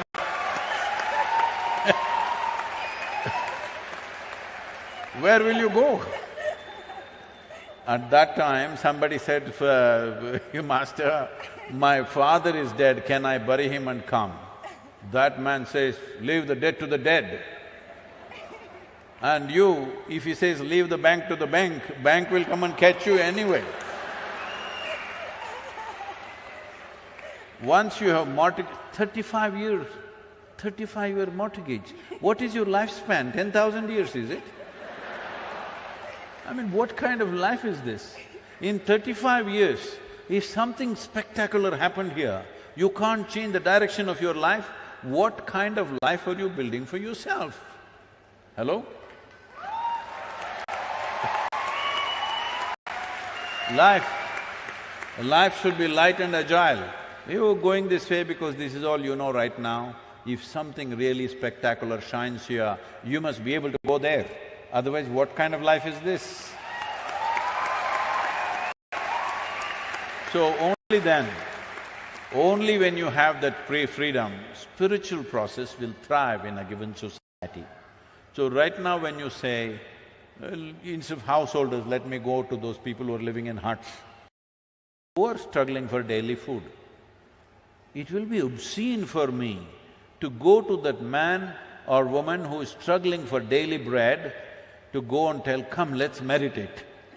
I will never do such an obscene act. I will talk about how to get better bread, how to get it, what to do. Because when a human being is hungry, you talking to him of mukti is the worst possible thing you can do. So, this is important that we understand. This is important that we understand that if finer aspects of life has to come alive in a society, basic survival should be taken care of for everybody. Only then it's possible. When large number of people are struggling for survival, finer things won't come. Forget about spirituality, even art, music, fine things won't happen, isn't it? Where is the time to appreciate art? Where is the time to look at finer things? Where is the time to look at a sunrise or a sunset when you're struggling for your food on a daily basis? So it's extremely important. Basic economic well-being has to happen if spirituality has to thrive. And the reason why… you can save that for the end, okay? I'll give you 10 minutes to go on clapping, okay? The reason why spiritual process thrived the way it thrived in this land is because we had a spell, a golden period of 8 to 10,000 years of well-being. That is when spirituality thrived, because everybody ate well. After that, what? Because if you had come here as any other creature on this planet, stomach full, life settled. But once you come as a human being, stomach empty, only one problem, stomach full, 100 problems. You got 100? Hey, 99 now. So, this is the nature of a human being, that only after survival is taken care of, what it means to be human becomes relevant to you. When your survival is in question, you're just another creature, like every other creature. Only when survival is taken care of, what are the other aspects of being human, beyond eating, sleeping, reproduction and dying one day, what else can I do with myself? This comes up only when there is some assurance of survival. This is why I am constantly in economic forums and economic conferences, because economically, if there is no well-being in a society, who the hell will merit it?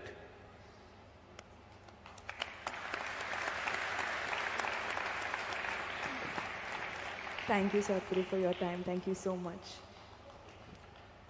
You're Do done? we have questions? So I'm making an offer to you, Samantha, if you get me 25 million people as Earth buddies, I'll give you a ride on the motorcycle. How's that? I mean, I think I can, I can. Okay, then it's a promise. I'll beg if I have to.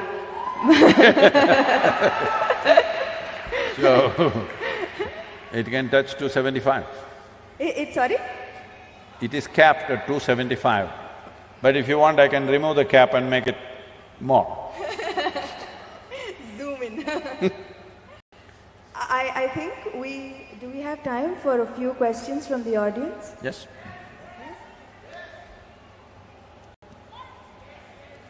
Yes, please. Yes, okay, great. Namaskaram, Sadhguru. Where are you? I'm here, Sadhguru. Where? I'm here, Sadhguru. Yeah, you must say, I am 10 o'clock. 10 o'clock. Yep. Glad to be here, blessed to be here. The question is, why our older generation used to say, whenever you are going to a great guru or someone, don't touch their feet, touch the soil. Don't? Touch their feet, touch the soil, and then you come up. Why you used to say that? I had this question. I did not get that question. Please, if you can repeat. So, elderly people used to say that whenever you visit a great guru, don't directly touch their feet, but definitely touch just the soil before that. They used to say that. So, any reason for that, whether it is related to any Save Soil movement or spirituality behind it? I agree with these elderly people, because when I'm riding, wherever, there are Save Soil lineups, a few are formally organized, others by themselves, a few hundred people gathering all over in every state that we are going. When I'm riding, if I ride away fast, they'll feel bad, I don't want to do that. So I slow down. The people who did not get this advice, these guys when I'm riding, they're coming and grabbing my leg. The motorcycle weighs 360 kilograms and they're pulling off my leg like this. They didn't hear this advice. I wish they had spoken more loudly. So, so the thing is, see, to touch a human being, even if it's a child, they must be willing, isn't it? When they're willing, maybe you can hold their hand, maybe you can hug them, maybe you can touch their feet. Depending on what type of relationship, accordingly people can do different things between human beings. Otherwise, in this culture we told you this. Now, lot of people have become half English in this country. They don't know why hands are shaken. Even in India, everybody is grabbing everybody's hands and doing like this with both the hands. You need to understand this handshaking came because of the cold in England. It's so cold, when you hold hands, you don't do that in 40 centigrade.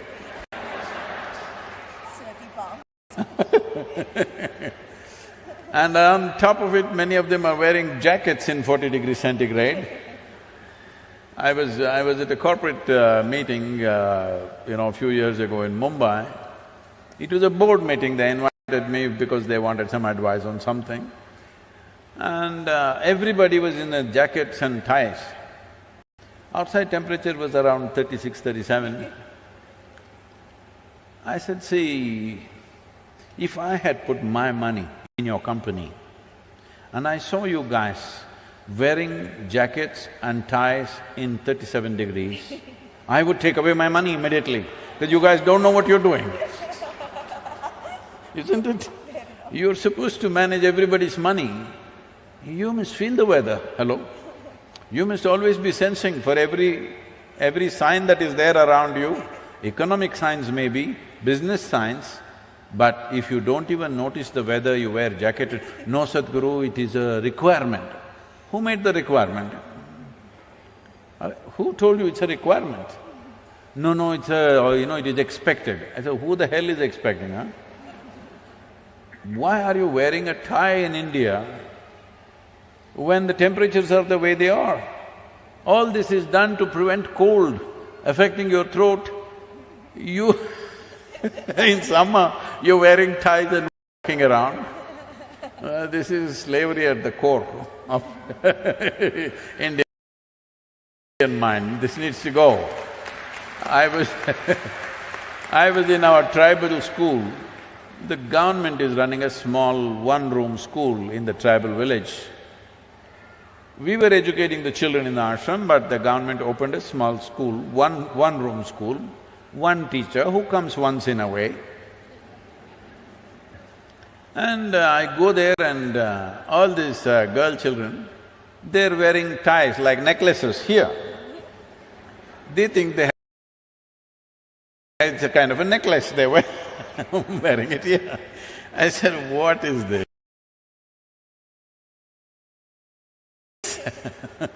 Why is the state government insisting these girls should wear a tie to the school? Where the hell are we? It is time we rejig this nation in so many ways.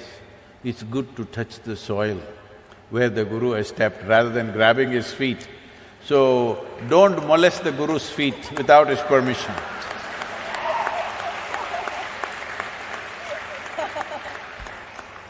It's molestation, hello?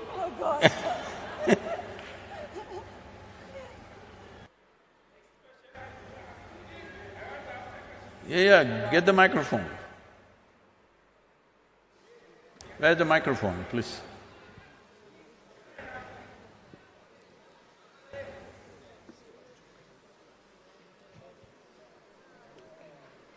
Hello Sadhguru, my name is Seattle. I have this question that I don't have any followers. How do I make them so that I can ride on your motorcycle?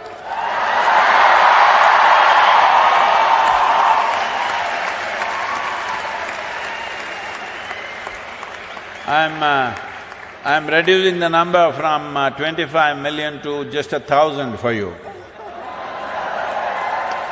If you get me 1,000, you get the ride. 1,000 you can do, I know you're capable of that.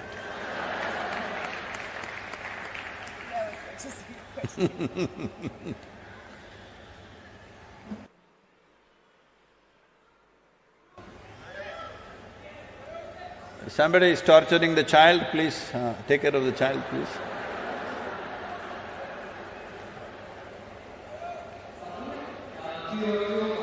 Where are you? Okay. Yeah.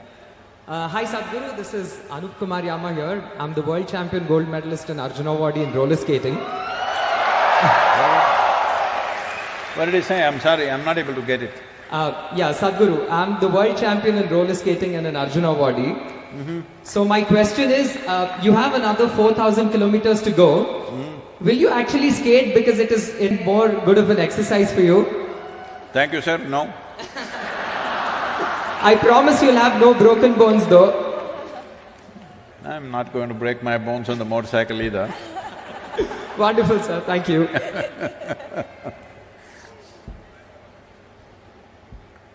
I told you it's capped at 275. What are you capped at?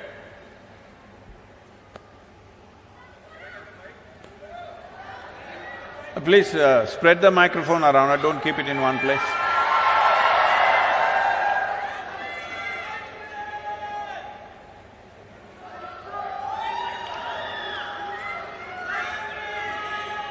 Do this quick. Where is the microphone, please?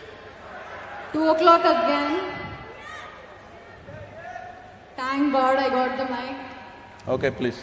Namaskaram Sadhguru. Warm greetings Samantha. Hello everyone. What? So… You must hold the microphone a little closer. You've seen Lady Gaga? Like that. Not like this, like this. Yes. See. Sadhguru, my question is, why is there a difference in the receptivity level when spiritual seekers or when spiritual gurus speak? I hope you got the question. Which is why I brought my cue cards as well. Huh? Which is why I brought my cue cards. See, you should have brought the cue card like Samantha. Okay, let me give you one example. I've been in satsang. When an online satsang happens, I see many spiritual seekers making different kind of sounds, but I don't feel that way. I just feel blissful. Can you answer my question? Thank you, Sadhguru. So they are all freaking, why am I not freaking? That's a question.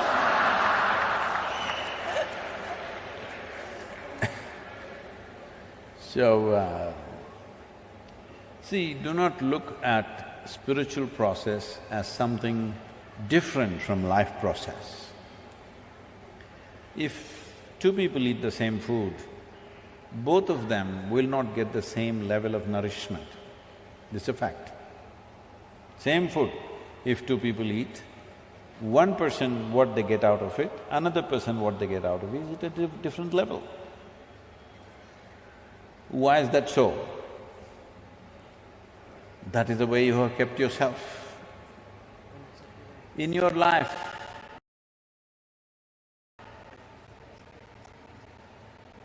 the way human being is made,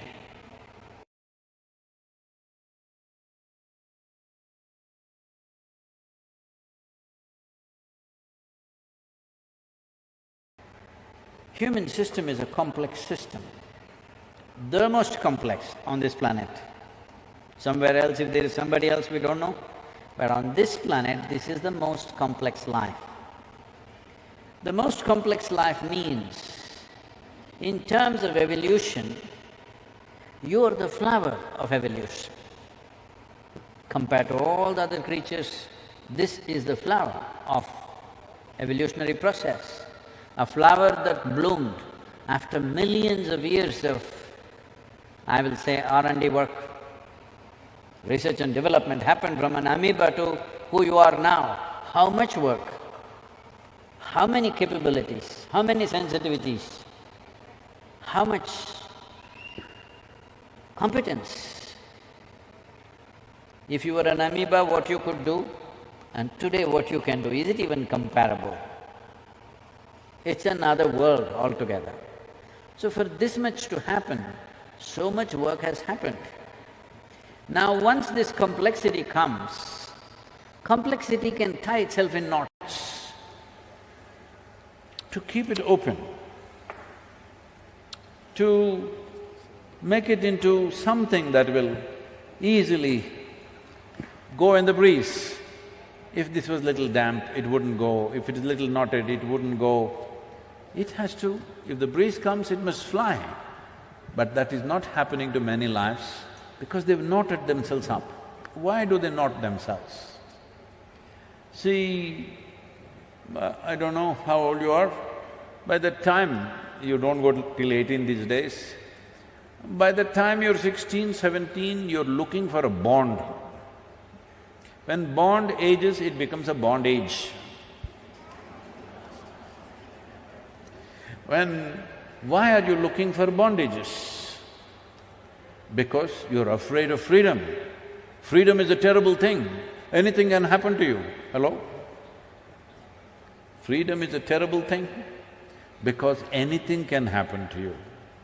People come to me and say, Sadhguru, please bless us, nothing should happen to me. Say, what kind of blessing is this? Let everything happen to you, huh? Let everything that can happen in life happen to you. What is it? Nothing should happen to you means you must be dead. Why are you even alive? So essentially, this is a hangover from the past. Right now, human being is in that state. Like if you kept a bird in a cage for many years and one day you took away the door. But the bird just sits there because food comes there, it's safe, it need not do all this nonsense. Lot of work, hello?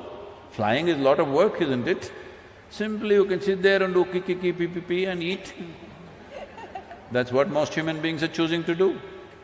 What is safe? Householders, holding on to the house because it's safe. I'm not against your house.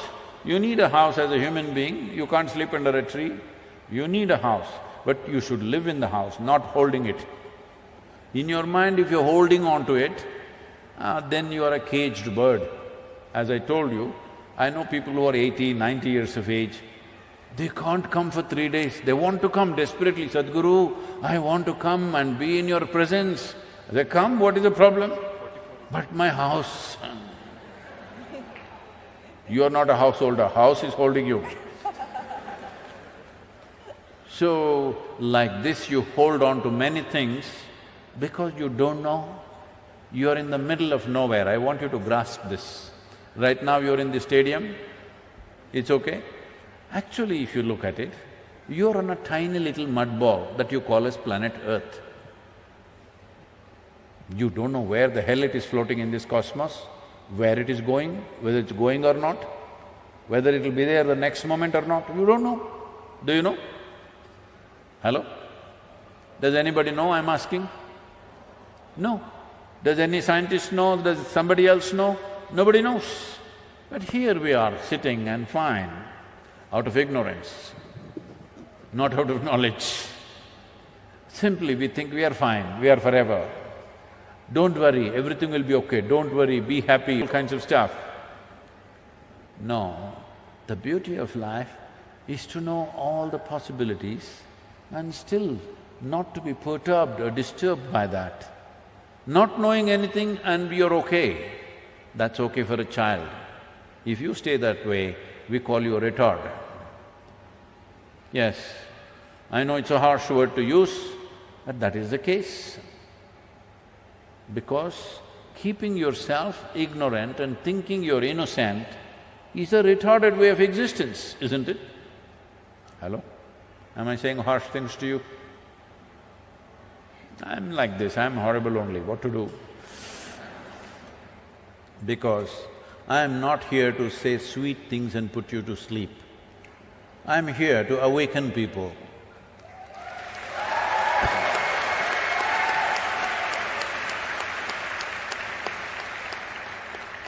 See, even for you to say save soil, I had to ride 26,000 kilometers. I could have told you from the yoga center, please save soil, you should have all… Yes, Sadhguru. No. 30 years I've spoken, nothing.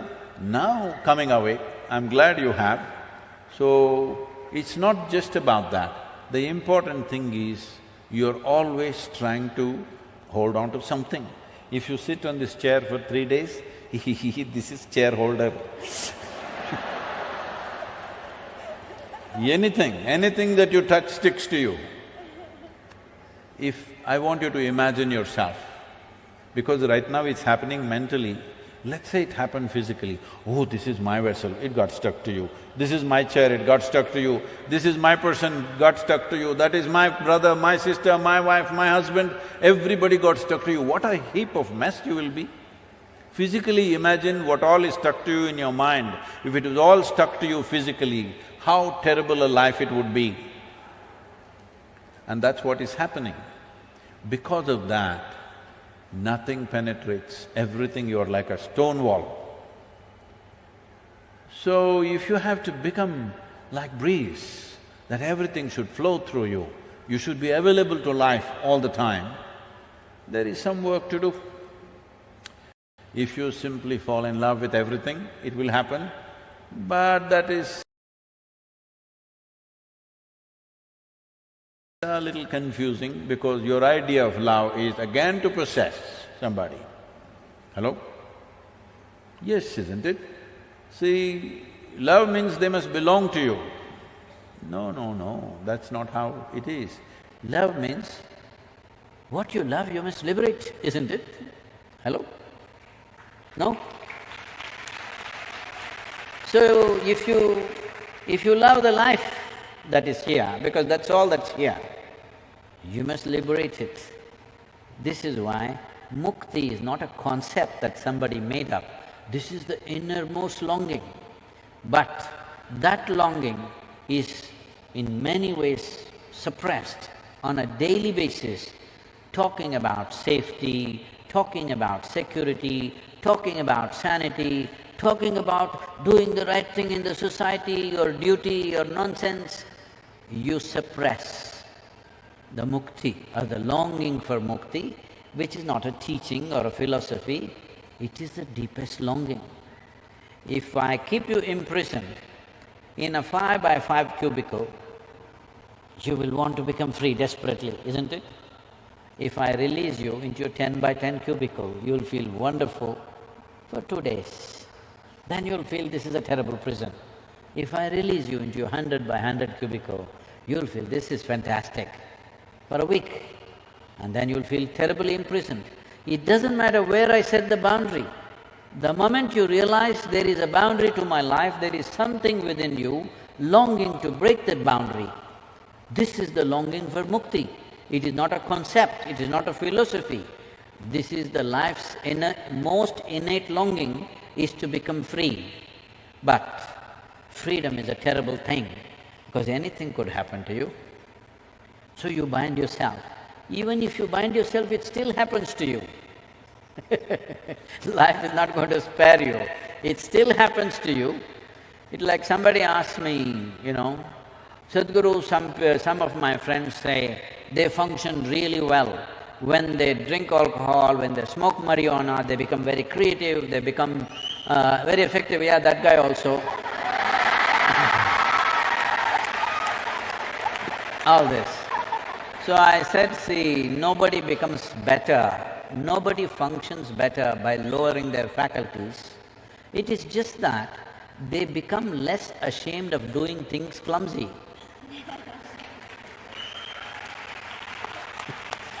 Alcohol takes away shame.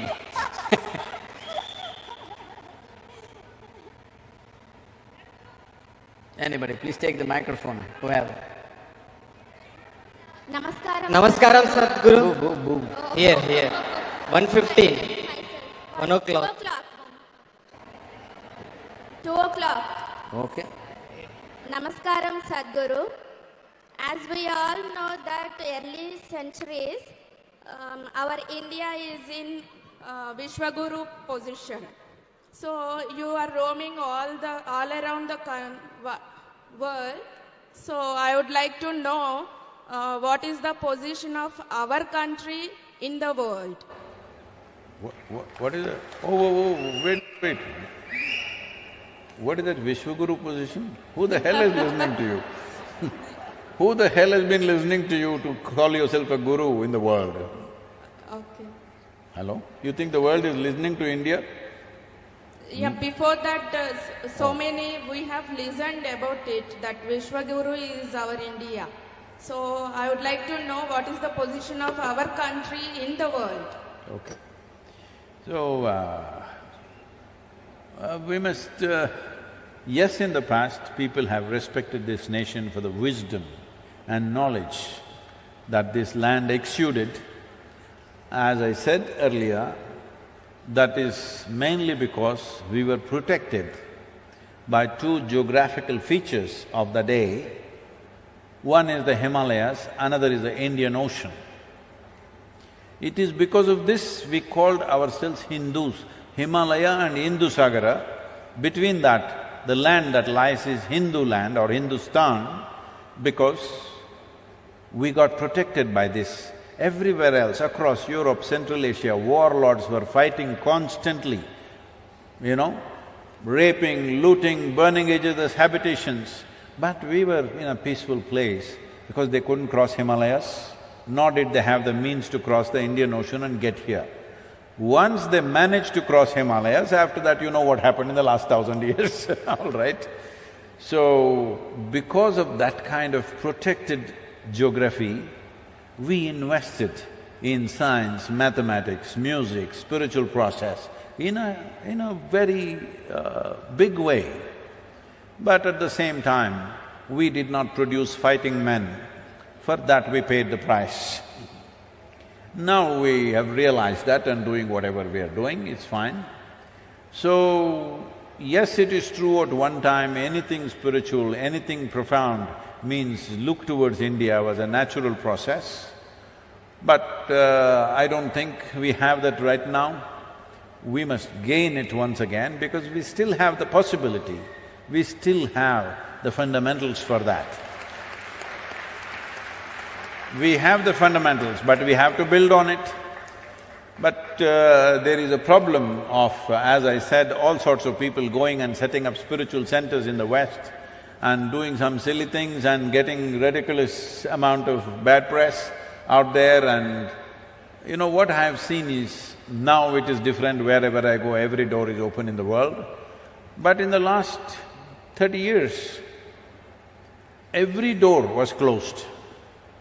A university, a conference, important events in the world, everything was closed for an Indian guru because people who went ahead of me had made sure that everything is sealed. Really, you had to really work hard and prove your worth, otherwise nobody would open a door for you. Today, everybody wants us, that's different, but unfortunately this has happened. A guru is a four-letter word, it's a bad word. What, you're a guru? They say, oh Sadhguru, you don't look like a guru. You don't talk like a guru. How is a guru supposed to talk? Oh, they're supposed to say some inane stupid things that nobody understands. Yes, really, openly, some top influencers in United States telling me this. A guru is supposed to say some inane, miserable things that nobody understands and nobody cares. Only in his community, people who don't know how to read that book, when he reads the book, they're listening to him. So unfortunately this has happened, but in many ways, we are once again putting India back on the spiritual map of the world in a big way. The reach across Africa, South America, North America, Europe, Central Asia,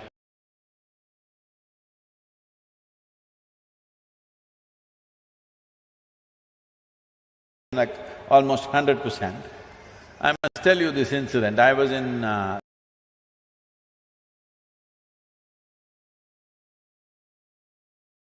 it's called as Ivory Coast. I was in Abidjan, which is the capital. I was there for the COP15. My Saudi Arabian visa was not cleared.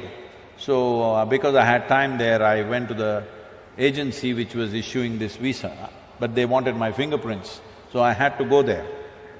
So this was in some inside locality, not a proper embassy. So I went there and I was coming out, somebody else was driving the car. I was sitting in the front seat. It was around 11:30, 12 in the morning, noon time.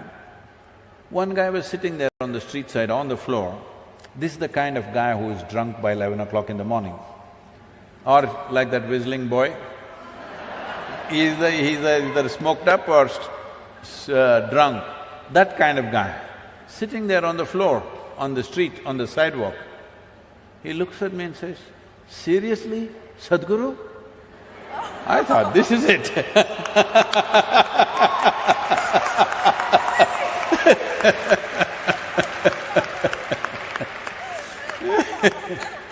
So, we are once again touching the world. We won't disappoint you.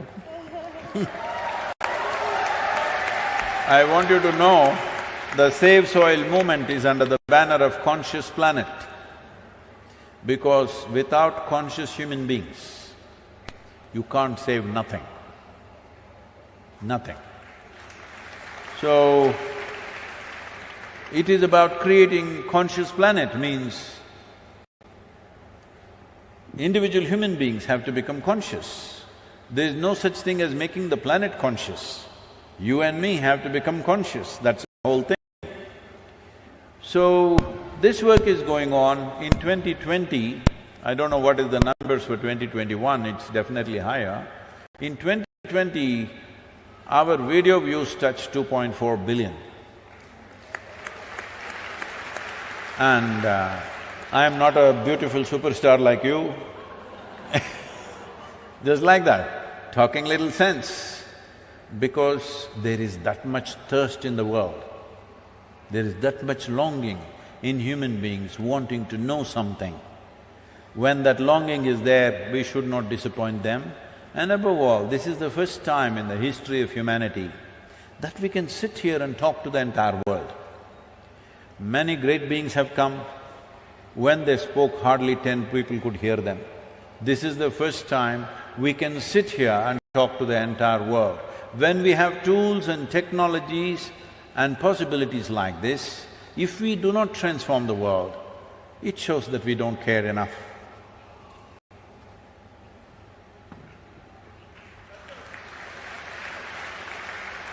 Namaskaram.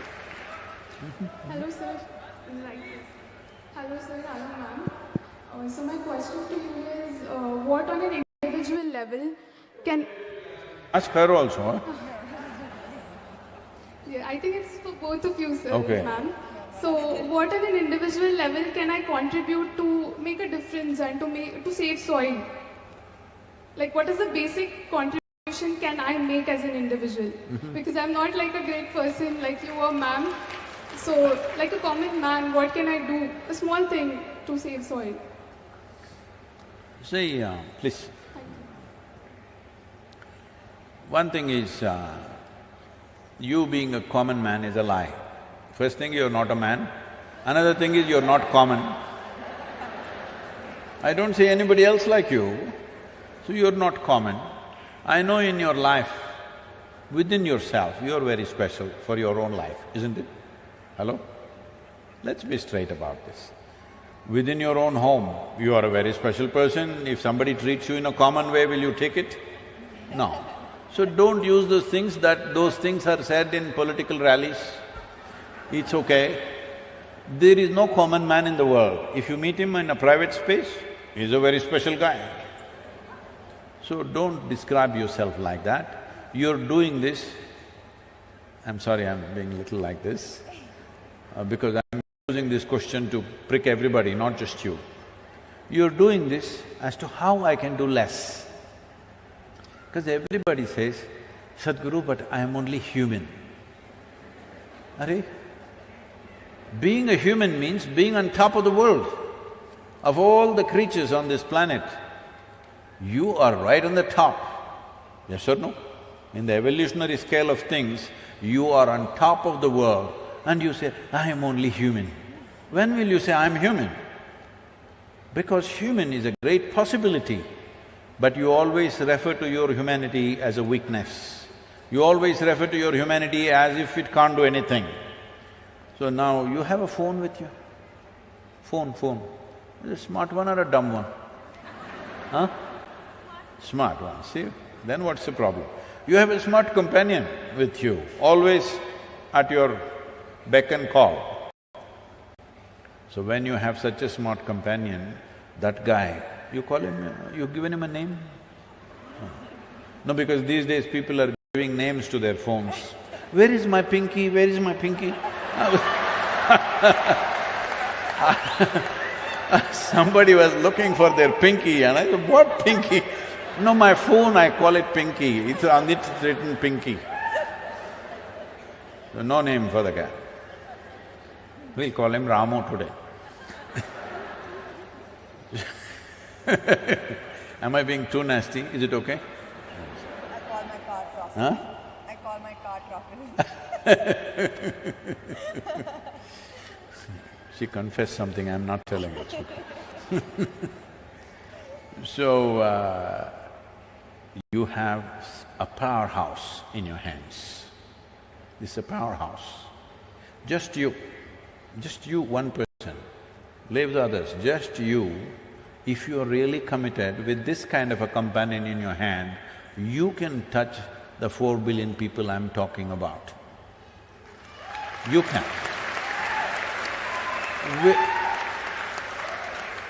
Will you or will you not? That's left to you.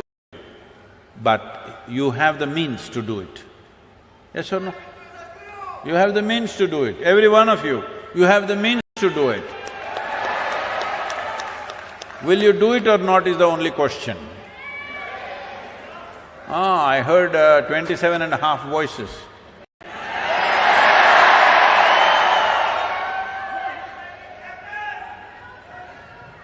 So, once you have this kind of means, if you really want to do something, there is nobody can stop you from doing this. Oh, I don't have a following, what to do? Go do a jig on the street, it'll be good for your health also. Really. You will have to get off those high heels and just do a jig on the street, something funny. Oh, how can I do this, Sadhguru, in Hyderabad? I have a position, this is the whole problem. The thing is, I want you to understand, first I came to Hyderabad in 1983. First my visit to Hyderabad. I had never been to this city. I came in the peak summer. I came on my… it's ironic that once again I'm here on a motorcycle. I came on my SD 250 Road King of the day.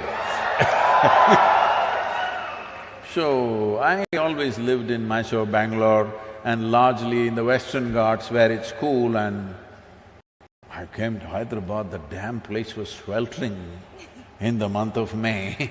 Mid-April I came and woof, I couldn't believe it, it was so hot, I'd never been to a place like that. And then because of thirst, I started drinking wherever, whatever, sugarcane juice, all over the place. So, I don't know anybody, this is the first time I'm teaching. I just came here and gave an introduction to auto rickshaw drivers, not auto rickshaw, there were only rickshaws at that time. So I spoke to 7 of them, 2 of them enrolled into the program. I went and spoke in the banks, I on the street sides, are here, there. In about 23 or 24 days, I enrolled 300 people. This is the first time I'm teaching, I don't know anybody in the city. And then after about 10-12 days, people saw the way I was going and somebody said, you can come and stay in our house. So I stayed in their house.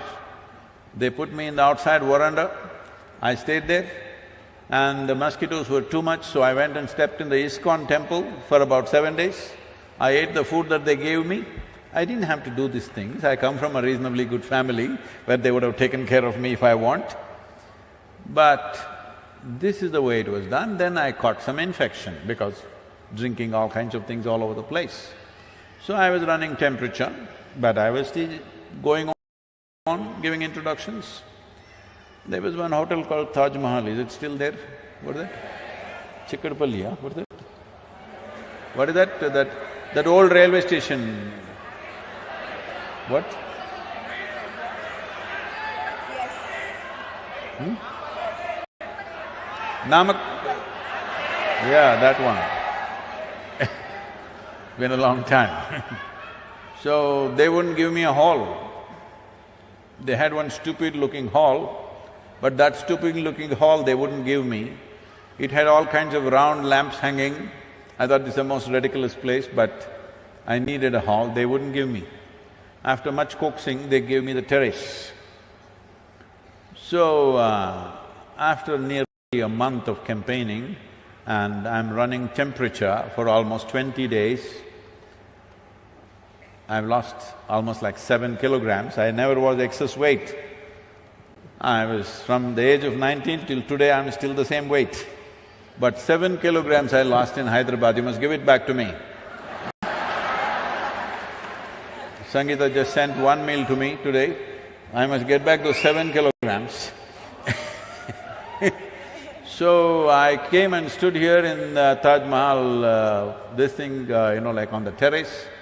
Over 350 people had gathered, and I was sweating profusely, my clothes were dripping with sweat because I'm running such high temperature and weather was also reasonably warm. And I went on. These are all 3-hour sessions at that time. They looked at me and then somebody asked, "We can see you're not well. You're sweating and you're running high temperature, and why are you doing this?" I said, "Because of you guys, because you don't get it. I've spoken to you already, you didn't get it, so I'm speaking to you again." Out of these 350 people, 327 people enrolled for my program, for 14-day program. I'm saying this to you because if you realize that what you're doing is significant, if it's really significant, whatever it takes, you must do it, isn't it? So I'm just asking you, is this cause of soil really significant for you, or is just save soil is an entertainment for you? You must make up your mind. Hello? Is it significant for you? If it's significant, you must just make it happen. What does it take? I don't know what it takes, whatever the hell it takes. If it's significant, you must make it happen. Yes, I was doing, but one volunteer, he said, "Sadhguru, I just came to touch your feet. He pushed me, Sadhguru, I'm not coming anymore." Arre! Every day I have people like this. People come to me, it's a volunteer organization, over 17 million volunteers.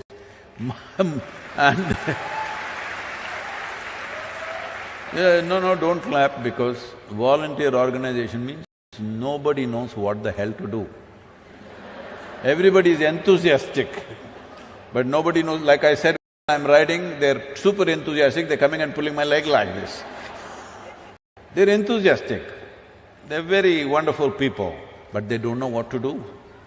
How to manage them and get work done efficiently. You come to any of our events, not one event ever fails.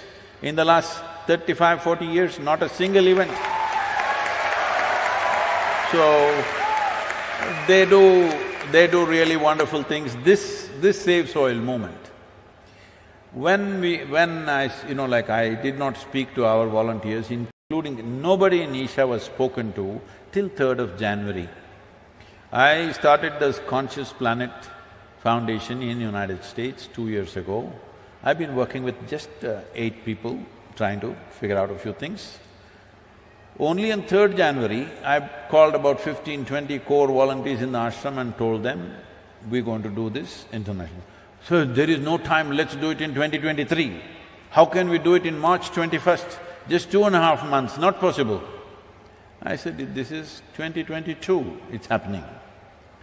Then some of the people, even in the core group, started saying, no, Isha cannot do this. These are all volunteers, how can they do this? There's so many complexities. Going through 27 countries through borders, you don't know how many complexities are there. Because of the war, the route changed 3 times. And because of this extra 1800 kilometers we did, which we had to accommodate in the existing schedule which was there, all this seamlessly, our volunteers, without a single hitch till this moment.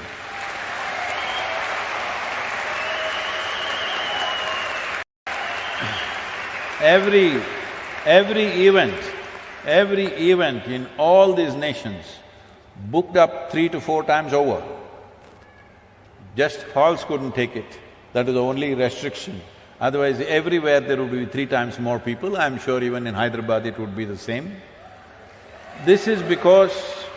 but at the same time, because they're volunteers and because they are not professionally trained, and above all, they're not working for a living, they're not doing this for a living, every day somebody will come up to me and say, Sadhguru, she's so horrible, I can't work with her, that guy is impossible, I can't work with him.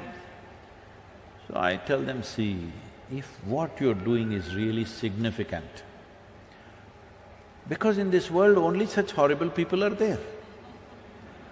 If you see what I'm doing is very significant, you must learn to work with all these horrible people.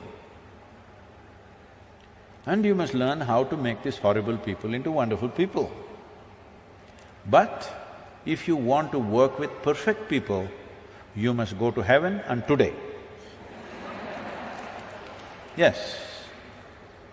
Because if you can't work with the people who are here the way they are, then you must go somewhere else. So this problem of what can I do?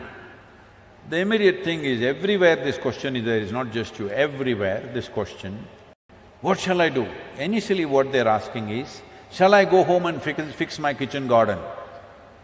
Very cute of you, but that is not a solution. You're cold? I'm sorry. You need something? No. You need it? Okay.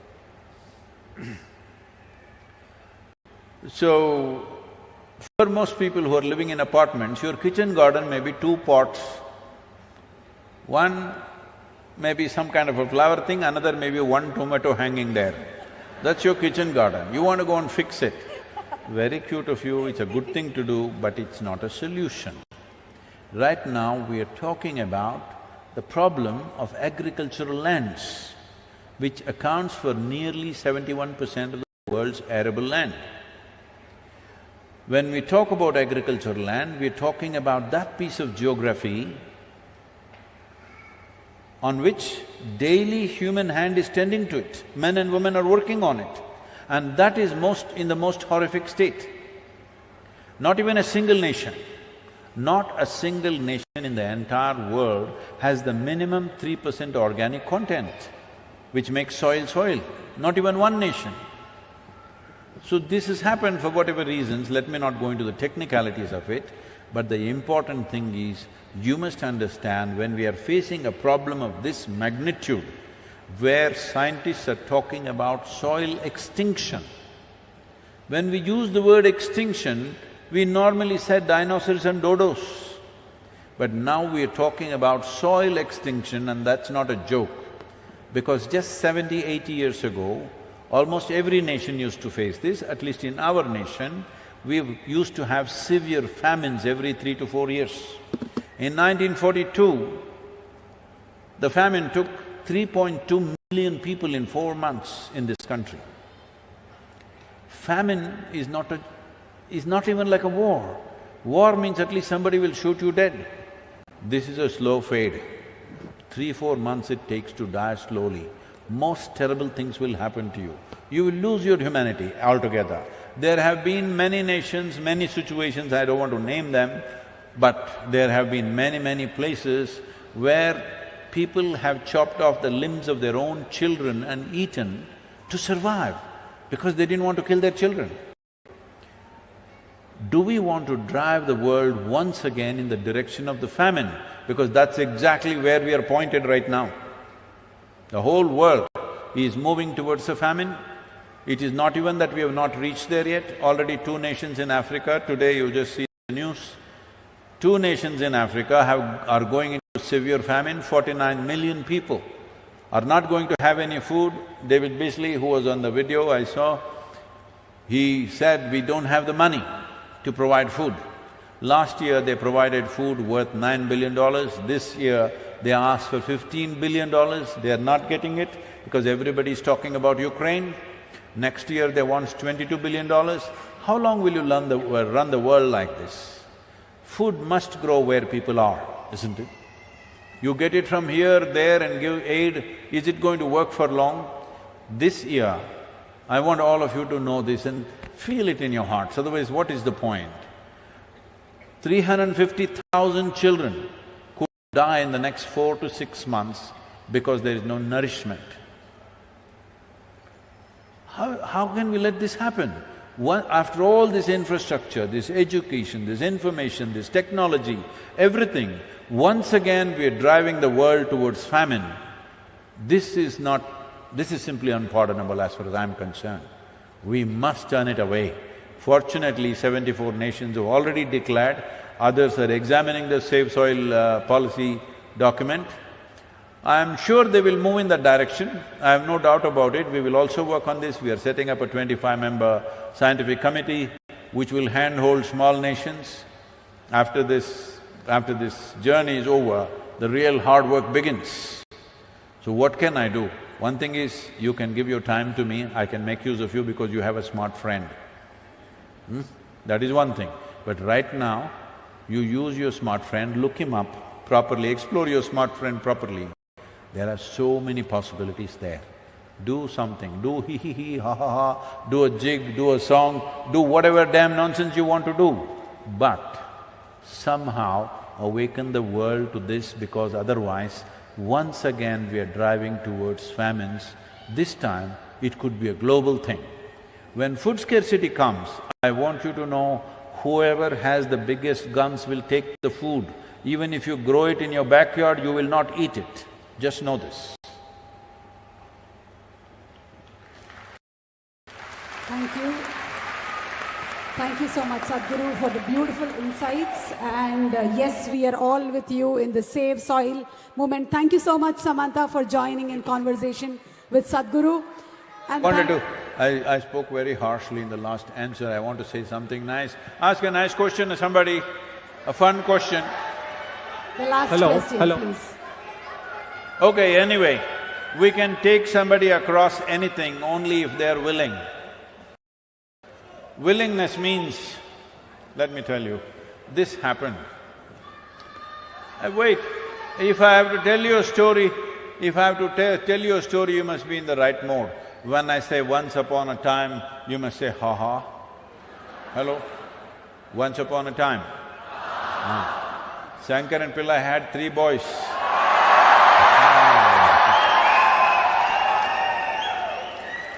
And one day, because he was in Telangana,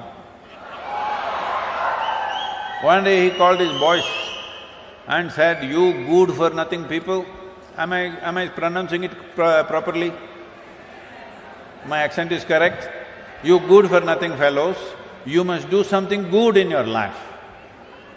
The boys asked, the Telangana boys, they asked, "Father, what is good? We don't know what is good, how to do good." They said, "You don't know what is good? Do something good." "But we don't know what is good, how to do good." "Do something, go out, help an old lady to cross the street, do something like that." So then the boys went out. In the evening they came back. So Shankaran Pillai asked the first boy, "Did you do something good?" "Yes, father, as you said, I helped an old lady to cross the street." "Ah, you are a good boy." Second boy came, he asked him, "Did you do anything good today?" "Yes, father, I helped an old lady to cross the street." "You also found another old lady?" Then the third boy came, he asked, "What did you do?" "I helped an old lady to cross the street, father." "What, all 3 of you found 3 old ladies to cross the street?" No, father, not just 3 of us, we also called our cousin Ramu. Because you don't know, these old ladies are so stubborn, she just wouldn't cross. So you can only help people who are willing. Are you willing? Save soil, let's make it happen. And thank you very much, Samantha, to be here and make this happen. Thank you very much. La la la la la la la la la la la la la la la la. Good. Whatever.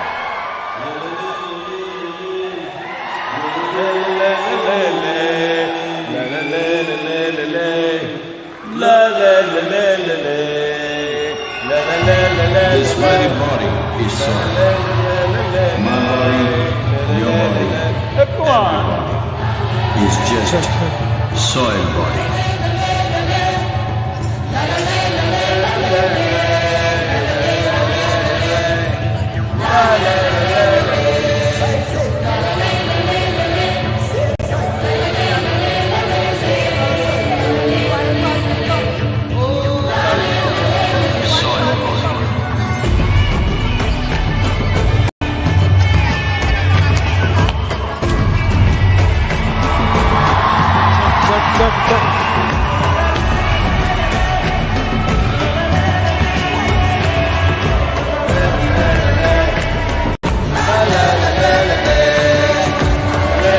The magic of soil is it turns death into life.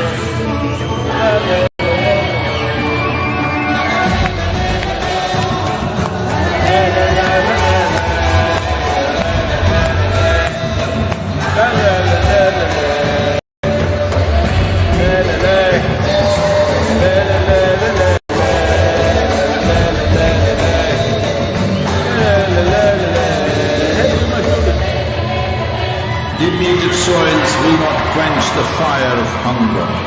Unquenched hunger can burn the very world. This is a generational responsibility. Save soil. Let's make it happen.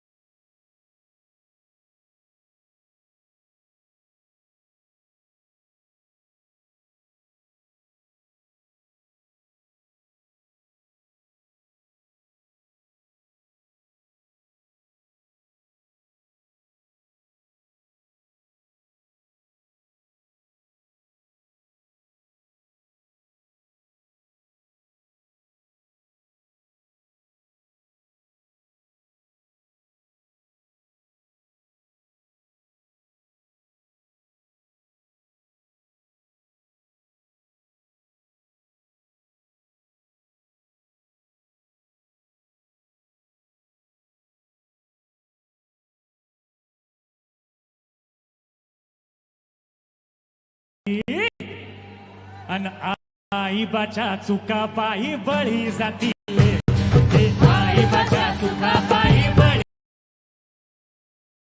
जातीले धनगराची Mendhar गा धनगराची मेंढर हे मातीवानी काळ कुणी दुधावानी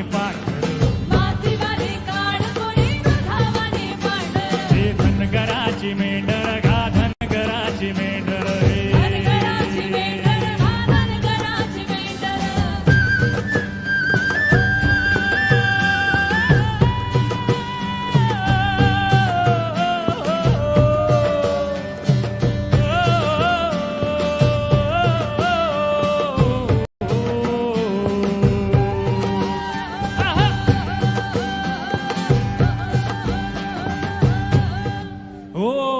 सोसवना उतरला ओ बघून एक झाड आई बा म्हणाल भांड घेऊन गेला पुढं हो घशाला परली कोरड आला पाण्यामध्ये बुडबुड बुडबुड तिथं घडू नये इपरीत घडलं तिथे घडू नये ते इपरीत सार घडलं अन बाण आला घुसला ग काळजाच्या पातूर हे धनगराची मेंढर गा धनगराची मेंढर हे मातीवानी काळ कुणी दुधावानी पांढर हे धनगराची मेंढर गा धनगराची मेंढर धनगराची मेंढर गा धनगराची